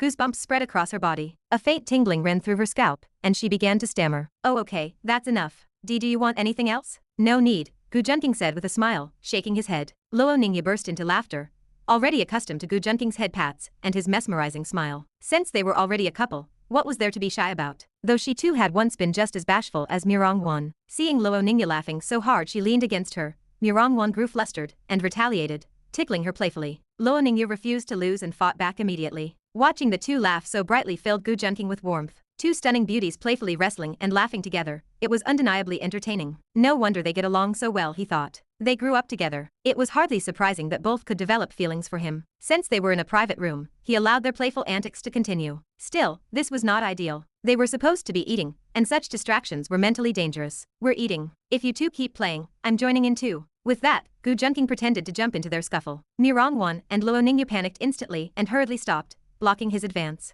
Gu Junqing felt slightly disappointed. Although he had expected this outcome, part of him had still hoped they would not stop. If they had not, he could have taken advantage of the situation. What a shame. Next time, I must blend into their dynamic better, he thought regretfully. The two girls quickly settled down and behaved themselves. Even after their playful fight, their elegance remained undiminished. It was no wonder they were female leads. Their eyes shimmered like spring water, clear and captivating, their delicate features rivaling blooming flowers. This also strengthened Gu Junqing's resolve to avoid direct conflict with Su Chen, for now. He only wanted to protect these girls and give them a safe place to belong. What was wrong with that? Of course, a protagonist would never agree. If all the female leads became your home, where would the protagonist live? Thus, opposing the protagonist had become inevitable. Born exceptional, Gu Junqing had no intention of becoming anyone's stepping stone. At that moment, he almost wanted to shout for the horde. Wait. Wrong script. For his own survival, that was the real reason. Chapter 20. The three of them continued their meal, naturally chatting and joking as they ate. Before long, Luo Ningyu and Mirong Wan began targeting Gu Junqing together. They unanimously demanded that he tell them which of the two was more beautiful. This immediately put Gu Junqing in a difficult position. After all, he considered himself a gentleman.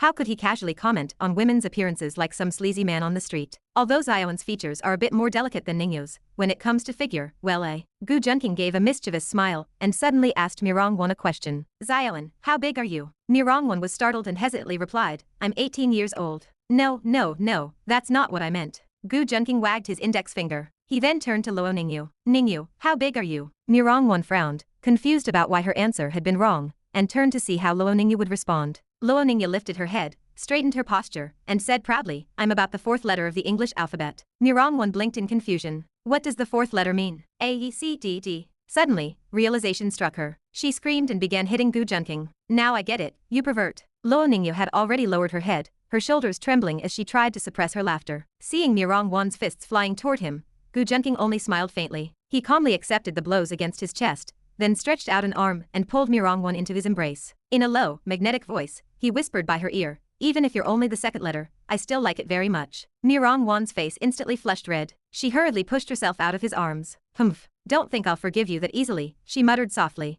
almost like the buzz of a mosquito, before sitting down to continue eating. At that moment, a commotion outside interrupted their meal. Luo Ningyu frowned. She thought she heard a girl crying. Naturally kind-hearted, she couldn't sit still. Let's go take a look, she suggested. Everyone agreed. Gu Junqing's eyes showed understanding. He already knew what was happening. As soon as they stepped outside, they saw a middle-aged man pointing angrily at his soup-stained clothes while scolding a young waitress. Are you blind? Repeat after me. Hermes. He pointed at the brand logo on his clothes, his gaze fixed on the exceptionally beautiful young waitress before him. His anger had already faded. Looking at her delicate appearance, another thought arose. If she compensates me with herself, that'd be perfect.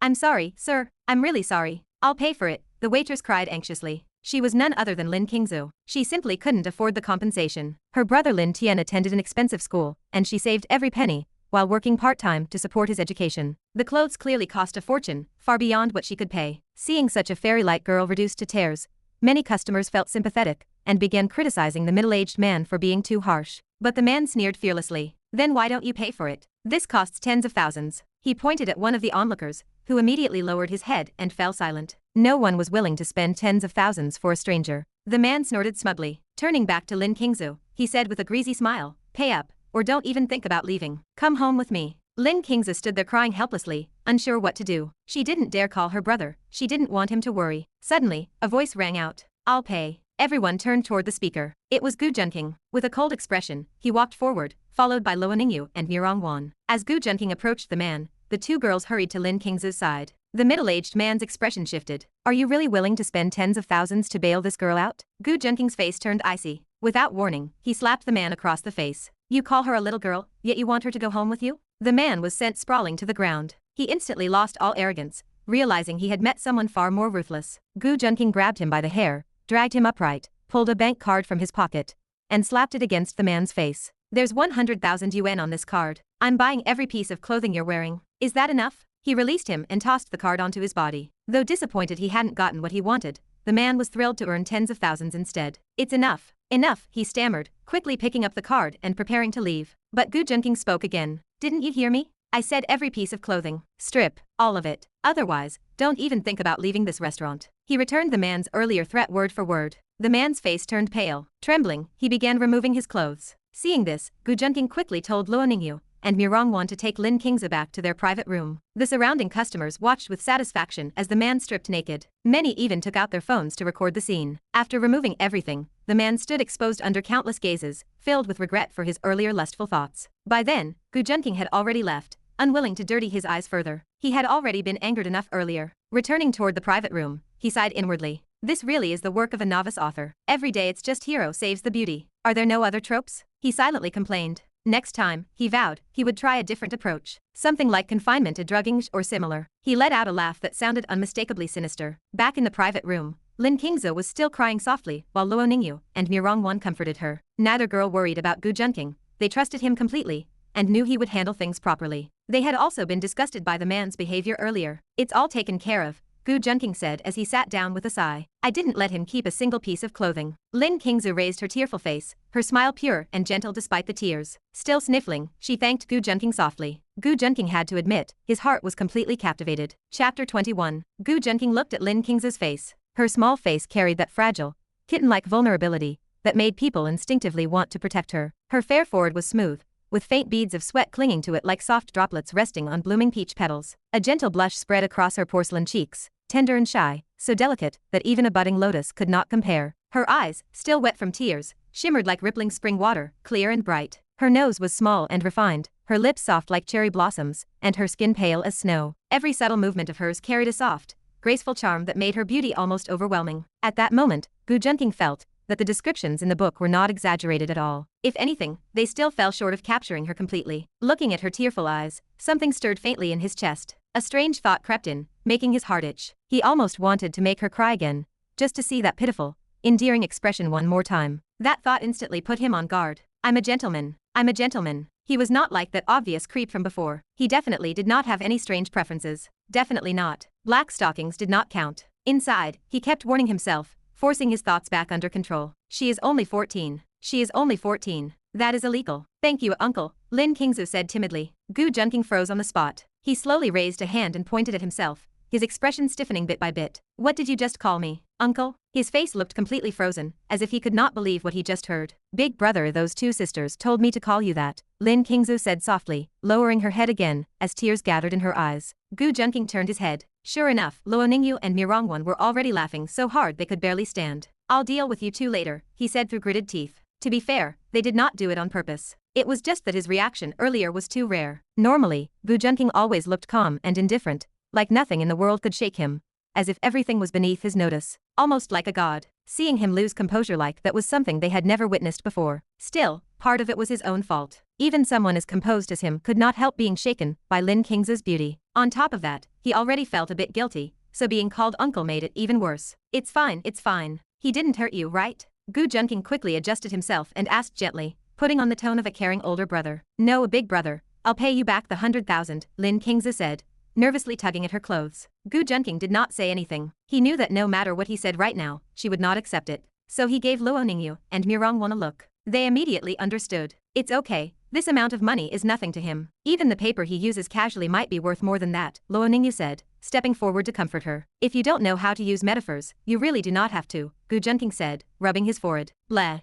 Luo Ningyu stuck her tongue out at him. Gu Junqing held his forehead, completely helpless with this mischievous girl. Still, her words eased Lin Qingzu's worries a bit, and she let out a small smile. That smile made Gu Junqing lose focus for a moment. Now he finally understood what it meant to topple a city with a single smile, and topple a nation with another. As expected of a heroine with such a high heroine halo, even Lin Tian could not hold on to her and practically handed her over to the next protagonist, Su Chen. If he had not sent Su Chen away earlier, the one saving her today would have been him. But judging from how poor that guy looked, he would probably just solve it with brute force or stick a needle into that greasy man. Not like me. I can just throw money at him, Gu Junqing thought with a hint of satisfaction. Of course, he conveniently ignored how he just slapped the man so hard that he collapsed. But I will still pay you back, big brother, Lin Qingzu said again, her small face filled with determination. Gu Junqing paused. Money was easy to repay. A favor was not. But I just lost my job, so it might take a long time, as she added, lowering her head again, her voice quiet. This whole situation started because of her, and after causing such a scene, there was no way the restaurant would keep her, even if they had originally hired her out of kindness. Why are you working at your age? Is there no one at home? Mirongwan and Luo Ningyu asked, their voices full of concern. I only have my older brother, but I do well in school, so I can take on small jobs after class and earn some money, Lin Qingzu said obediently. How old is your brother? Why isn't he working to support you? Lately, he said his grades are not good, and that he needs to focus on studying. I haven't seen him for a few days, he must be working really hard, Lin Qingzu said softly, clearly worried about him. Mi Rongwan and Luo Ningyu frowned. What kind of brother lets his younger sister work while he stays away to study, especially when she looks like this? Was he not worried something might happen? What's your brother's name? Mi Rongwan asked directly, unable to hold back her frustration. His name is Lin Tian. He studies at Tianlin High. The two girls exchanged looks. Lin Tian? They both knew him. These past few days, he had been constantly late, leaving early, and barely showing up in class. There was no way he was seriously studying. Mi Rongwan frowned in disgust. She hated men like that the most. Still, she could not bring herself to tell Lin Qingzu the truth, that her brother was not studying at all but was probably out doing who knew what, completely ignoring her. Gu Junqing stood to the side, quietly watching. These questions were better to be asked by them. If he asked, he would really look like some suspicious guy trying to lure a young girl, even though he already knew everything. This was all part of his arrangement. He had people following Lin Tian constantly, not even letting him out of sight when he slept. These past few days, Lin Tian had been going to casinos nonstop, trying to gather money to deal with Gu Junqing. What Lin Tian did not know was that everything had already been set up. Every casino had Gu Junqing's people in place, so there was no way he would be allowed to win big. Even with the golden eyes, there were countless ways to deal with him. They could stop him from playing, call the police mid-game, or even expose him for cheating directly. There were plenty of methods. Over the past few days, Lin Tian had been running between casinos, yet his earnings were pitiful. And none of this had been revealed. After all, if people knew, how could the show continue? Mi Rongwan and Luo Ningyu felt even more sympathy for Lin Qingzu. Her background was already pitiful, with no parents, and now she was stuck with a brother who was no different from a parasite. Chapter 22. If Mi Rongwan and Luo Ningyu knew that Lin Tian had been gambling with money every day, they would probably be even angrier. After some thought, they said, "We're in the same class as your brother. His grades have improved a lot recently. We believe he'll work hard for you too." Although they disliked Lin Tian, they did not want Lin Qingzu to feel upset, so they deliberately spoke kindly of him. Lin Qingzu's eyes lit up, and she smiled happily, her eyes curving like crescent moons, clearly overjoyed. Gu Junqing remained silent beside them, thinking that the greater the hope, the greater the disappointment. If Lin Qingzu's expectations of her brother grew higher now, her disappointment upon learning that Lin Tian gambled daily would be even more devastating, perhaps enough to make her completely give up on him. After considering it, Gu Junqing decided not to reveal the truth for now. Mi Rongwan, worried about Lin Qingzu's future, hesitantly asked, "What are you going to do from now on?" Lin Qingzu did not know either. She was too young to easily find work. Her previous job had only existed because the owner pitted her situation. Luo Ningyu's eyes suddenly sparkled. "There is a handsome capitalist right here, why not ask him?" Gu Junqing looked at her approvingly. She truly understood him well. He would definitely reward her properly later. After all, he also wanted to keep Lin Qingzu close to him. After some hesitation, Lin Qingzu thought this older brother seemed like a good person. Even though they were strangers, he had willingly paid 100,000 yuan to help her. Earlier, she had felt completely desperate, unable to produce tens of thousands in compensation, and had even considered going home with that greasy middle-aged man. She had briefly thought about calling Lin Tian, but quickly dismissed the idea, afraid he might drop out of school to help her. Such a considerate younger sister truly made one's heart ache. She cared about others far more than herself. After thinking it through, Lin Qingzu decided she also needed to repay him. Working for him would be a way to pay back the 100,000 yuan. She looked at Gu Junqing with pleading eyes, since he still had not spoken.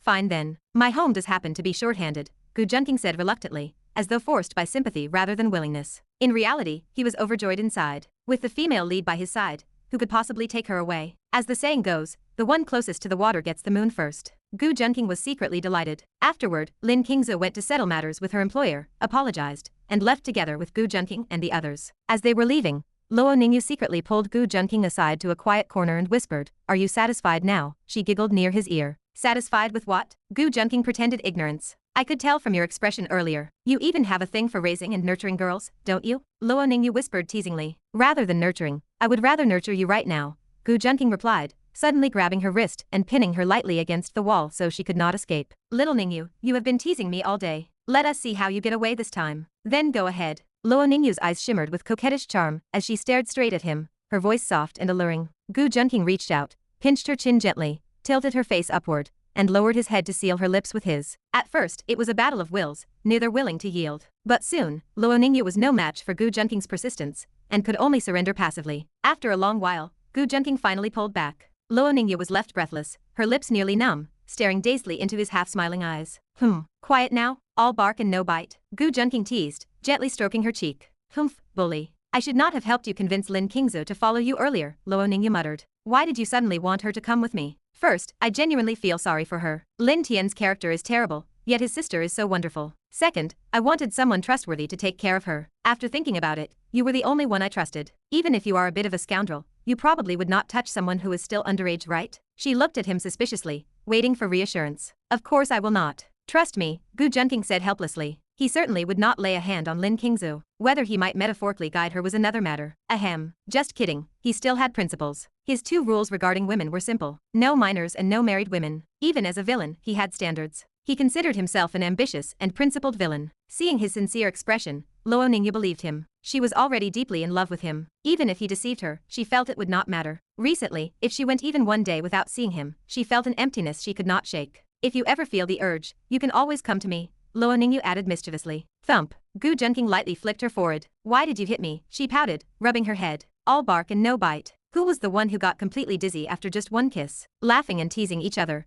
the two returned to Mirongwan and Lin Qingzu. Where did you two go? You were gone so long, Mirongwan asked curiously. Just went aside to talk privately, Luo Ningyu replied cheerfully, clinging to Gu Junqing's arm. Mirongwan watched their increasingly intimate behavior and let out a soft humph. She refused to admit defeat. Moments earlier, she had finally understood her own feelings. When Gu Junqing stood up for Lin Qingzu, she suddenly realized how deeply he moved her. Every action of his tugged at her heart. As for sharing him with Luo Ningyu, she found she did not mind. Her relationship with Luo Ningyu was closer than that of real sisters, and with Gu Junqing being so exceptional, what difference did it make? Not wanting to fall behind, she stepped forward and linked her arm with Gu Junqing's other side. And Gu Junqing already understood Mirongwan's feelings. The system had informed him moments earlier. Ding, female lead Mirongwan's favorability toward the host has increased by 30, reaching 80. Willing to live and die together. Villain points plus 2,000. Gu Junqing sighed inwardly. It truly seemed that a devoted simp gained nothing in the end, while a scoundrel could win a girl's heart instead. Where was the logic in that? Chapter 23. A licking dog licks until he has nothing left. But sometimes, not all licking dogs are the same.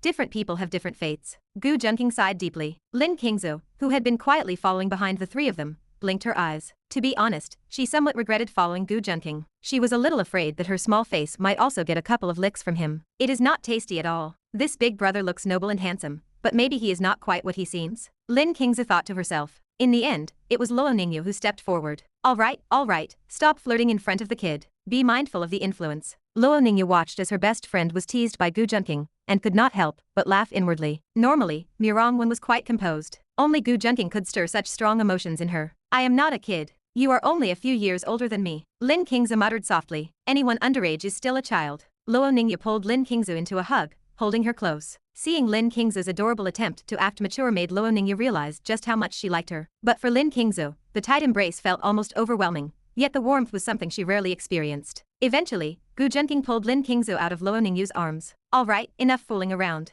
You two are not that young either. Your combined ages are well over 30. Why are you acting like children? Hearing this, both Mirongwan and Luo Ningyu grew annoyed, feeling that Gu Junqing was being deliberately mean. So they chased after him, playfully hitting him. After the laughter and teasing, the 4 of them felt completely at ease with one another, and Lin Qingzu gradually melted into the light-hearted, joyful atmosphere. Later, Gu Junqing escorted Mirongwan and Luo Ningyu home. Before leaving, they reminded him repeatedly to take good care of Lin Qingzu. Gu Junqing readily agreed. He certainly did not want Lin Qingzu to leave because of any negligence on his part. Lin Qingzu then returned home with Gu Junqing to pack her belongings. Looking at the shabby house before him, Gu Junqing gently patted her head, his heart aching slightly. Although Lin Qingzu's body had not fully matured, she was already quite tall, nearly 1.7 meters. After all, it was not easy for a girl to reach that height. Fortunately, Gu Junqing was tall enough to pat her head comfortably. Lin Qingzu still hesitated about leaving. She worried that if her brother returned, there would be no one to cook for him, even though he had not come home in a long time. Don't worry, your brother has been staying at school recently. If you do not believe me, call and ask him, Gu Junqing said. Lin Qingzu nodded and dialed Lin Tian's number. Brother, are you coming home these days? She asked softly. Qingzu, I will not be back for a few days. Take care of yourself, okay?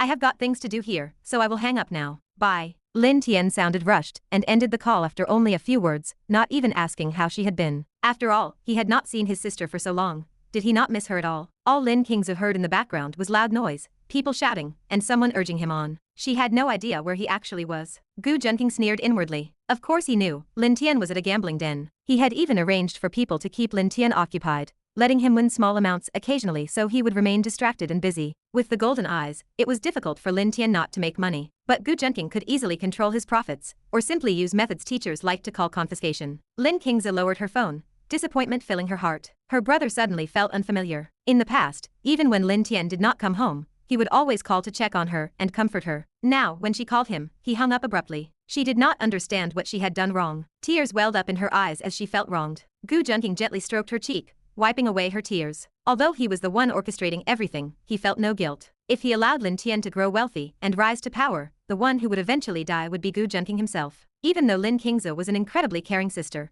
he had no intention of sparing Lin Tian. In that case, would it not be better if he became Lin Qingze's brother instead? Lin Qingze felt the warmth of his hand and unconsciously leaned her cheek fully into his palm, tilting her head with innocent trust. Gu Junqing, who had just considered becoming her brother, was nearly overwhelmed by her cuteness and immediately abandoned that idea. I might as well become Lin Qingze's sweetheart in a few years. Would not that be even better, he thought. His heart softened. Lin Qingze felt that the big brother before her was warm and reliable, someone she could truly trust. So she agreed to move into Gu Junqing's home and discussed her job responsibilities with him. Essentially, she would help take care of Gu Junqing's daily life, while also focusing on maintaining her own health. After years of scrimping and saving, Lin Qingze was somewhat undernourished, lacking fullness where she should have had more. Although Gu Junqing could not eat, he could at least look right. If anyone heard his thoughts, he would probably be handcuffed and taken away by the police. Lin Qingze was very happy with this job. The salary was high, and she was admittedly a little money lover. The work was not tiring, and she would not have to worry about harassment from customers anymore. Of course, she did not know whether Gu Junqing might behave like that. She could only trust his character. She could also commute to school with him, since her middle school was close to his high school. Life suddenly felt hopeful again. She secretly glanced at Gu Junqing. Moreover, she finally had someone to accompany her in life. That thought brought her quiet comfort and joy. The two went inside to pack the belongings she would bring with her. Gu Junqing noticed that Lin Qingze's clothes were old and worn, so he suggested she go to his house first while he bought her new ones. Naturally, Lin Qingze refused. She already owed him 100,000 yuan.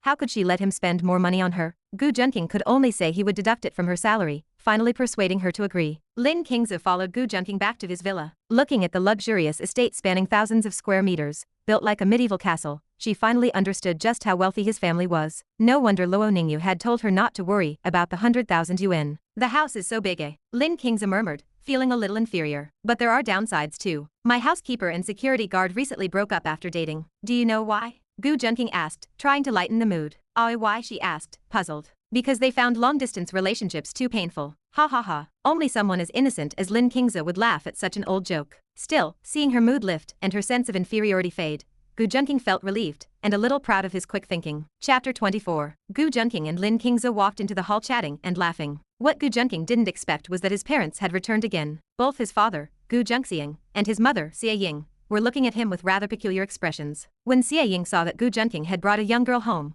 her expression turned complicated. She realized her son's preference might not actually be for older women, since this one didn't look particularly mature either. Yet Gu Junqing liked her too. She sighed emotionally. Her son had truly grown up, but upon further thought, her son seemed rather indiscriminate, liking both mature and young women, which made her feel somewhat distressed. Turning to Gu Junqing with tearful eyes, she cried, Junqing, I've raised our son wrong. Gu Junqing's expression held a mixture of complexity, pride, and satisfaction. Although his son was outstanding, his tendency to attract women everywhere made Gu Junqing wonder who he had inherited it from. He himself didn't have the habit of philandering, though he still felt rather proud. Hugging Xie Ying, he comforted her. It's fine. Our son has grown up. If he gets into trouble, we can handle it. The servants who hadn't gone to bed yet were snickering nearby. Only the professionally trained butler remained composed. He sighed inwardly, thinking, thankfully I've undergone professional training. No matter how funny it is, I won't laugh. Watching his dramatic parents, Gu Junqing could only force a stiff smile. Metaphorical black lines formed over his head as he explained everything clearly. His parents truly doted on him. They never blamed him for mistakes, only thought about protecting and covering for him. This naturally contributed to Gu Junqing's somewhat arrogant personality. Sigh.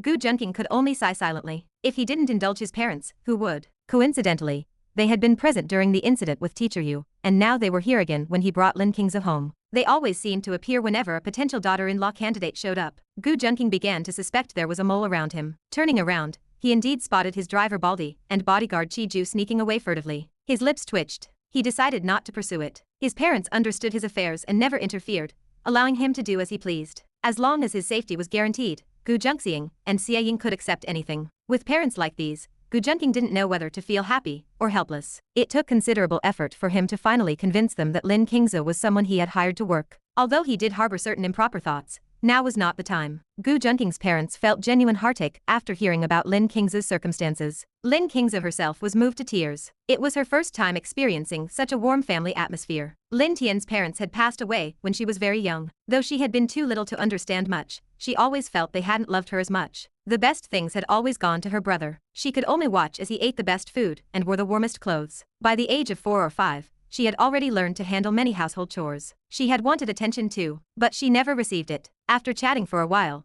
Gu Junqing's parents noticed how late it had become and urged him to take Lin Qingzu to choose a room. Gu Junqing helped her select a room next to his own bedroom so he could assist her quickly if she needed anything. He had already arranged for her clothes to be brought upstairs earlier, filling an entire wardrobe. Not only that, but there were cosmetics, bags, jewelry, everything imaginable. Lin Qingzu had never seen such things before. She was stunned. Was she here to work, or to enjoy life? Perhaps this was the charm of a wealthy young master, approachable and generous beyond measure. This life was far more luxurious than following a penniless, tasteless protagonist. Gu Junqing explained the tasks she would need to do. In truth, there was barely anything to do. The household staff already handled everything efficiently. Lin Qingzu understood that he was deliberately making the job sound important, so she wouldn't feel like a burden. Naturally, this also included treating her like a younger sister. At first, she had been slightly afraid of Gu Junqing, but as she gradually relaxed, she began chatting with him normally. Brother Junqing, who do you like more, Nirongwan or Luoningyu? Do they ever get angry with you? Brother, are you usually very busy? Unlike me, I only know how to feel sorry for you. Gu Junqing's lips twitched. He suddenly thought, Qingzu,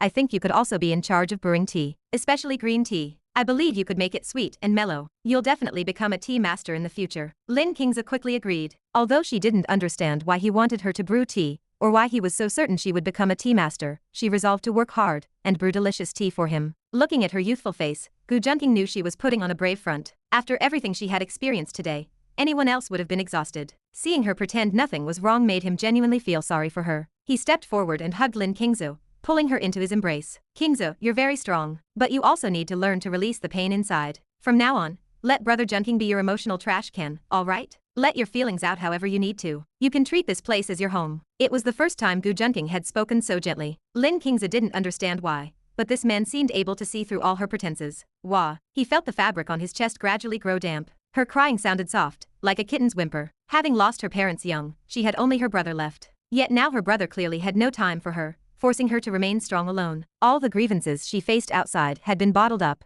with no one to confide in. No matter how strong someone was, a heart stretched too tight would eventually snap. Gu Junqing patted her back gently, offering comfort and encouragement. He truly believed she had been incredibly strong, almost single-handedly supporting both herself and Lin Tian. The small inheritance left by their parents had long been spent when Lin Tian insisted on attending Tianlin High School. Lin Qingzu never complained. She only hoped Lin Tian would spend more time with her, giving her the motivation to keep going. But clearly, Lin Tian did not. In the original storyline, without Gu Junqing's interference, Lin Tian would have handed all the money he earned to Lin Qingzu, easing her burden so they could live happily together. But in this life, Lin Tian earned far less due to Gu Junqing's interference, and was repeatedly cheated by casinos. Although he possessed considerable strength, he couldn't understand why these casinos had so many skilled fighters. Even with his enhanced physique, he could only fight them to a draw, and when outnumbered, he stood no chance. Of course, all of this had been arranged by Gu Junqing, who had no intention of letting Lin Tian live comfortably. As a result, Lin Tian's life became increasingly difficult, to the point that he even asked Lin Qingzu for money. She herself had very little,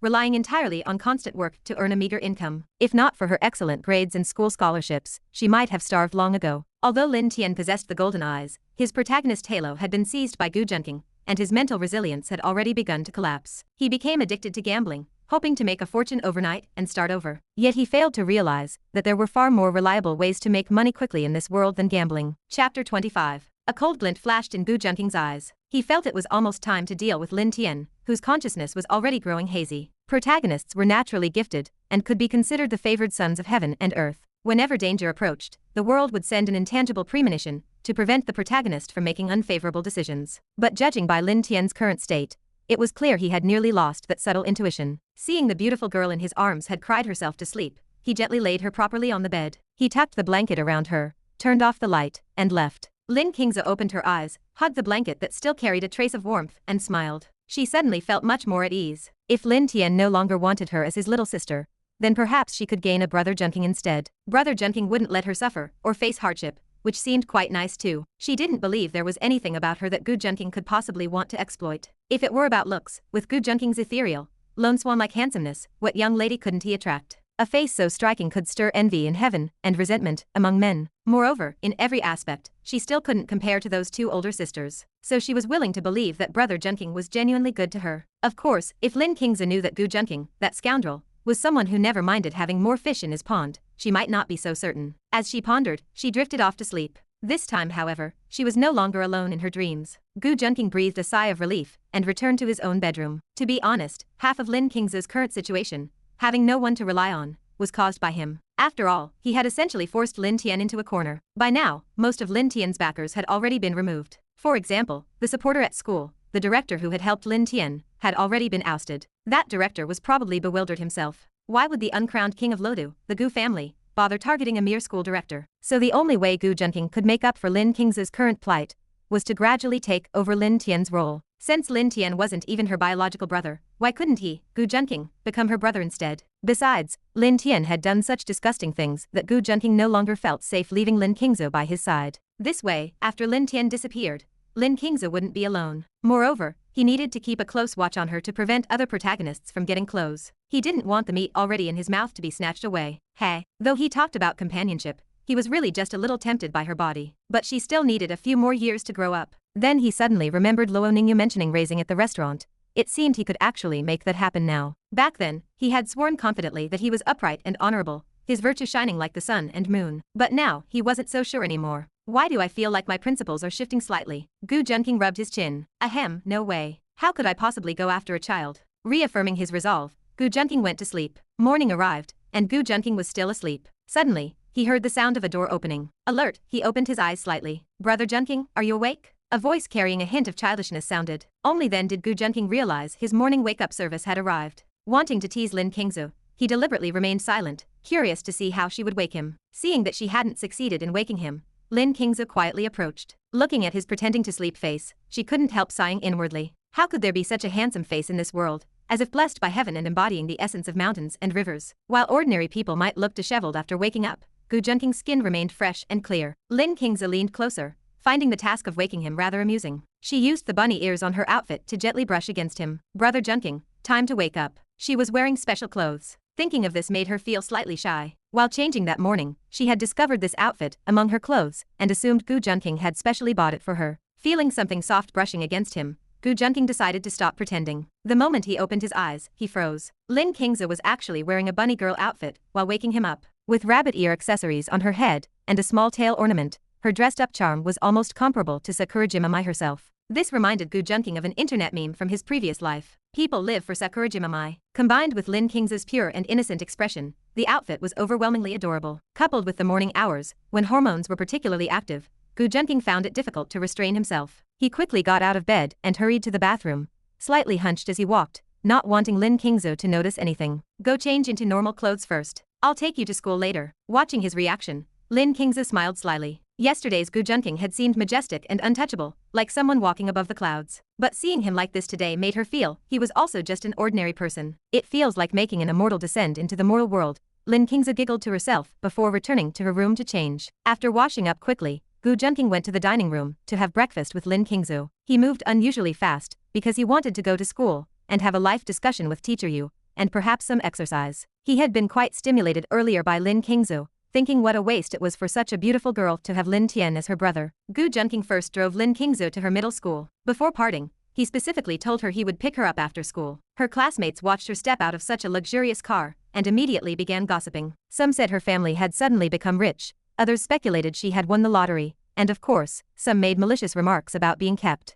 Lin Qingzhou didn't respond. As someone both academically outstanding and breathtakingly beautiful, a schoolbell-level figure, she was already accustomed to such comments. Without arguing or explaining, she endured the strange looks and quietly went to class. As for Gu Junqing, after arriving at school, he headed straight for Yu Miajin's office. Ever since he began cultivating the Yellow Emperor's inner cannon, he felt his combat abilities had significantly improved. During its operation, it continuously strengthened his body and enhanced his combat power. For example, his combat power had already reached 110, an increase of 10, and this was after cultivating with Yu Miajin only once. This delighted Gu Junqing. He hadn't expected a single Tendraw to yield such a valuable item, one perfectly aligned with his future plans. After all, there were still several female leads he had yet to conquer. If not for the fact that he was currently saving villain points to purchase the heaven-stealing talisman, he would have already spent everything on more draws. He was almost at his target savings, which meant Lin Tian was about to face the final blow. With a faint smile, Gu Junqing entered Yu Miajin's office. As soon as he stepped inside, he locked the door behind him, strode forward, and embraced the still surprised Yu Miajin. "You villain, what?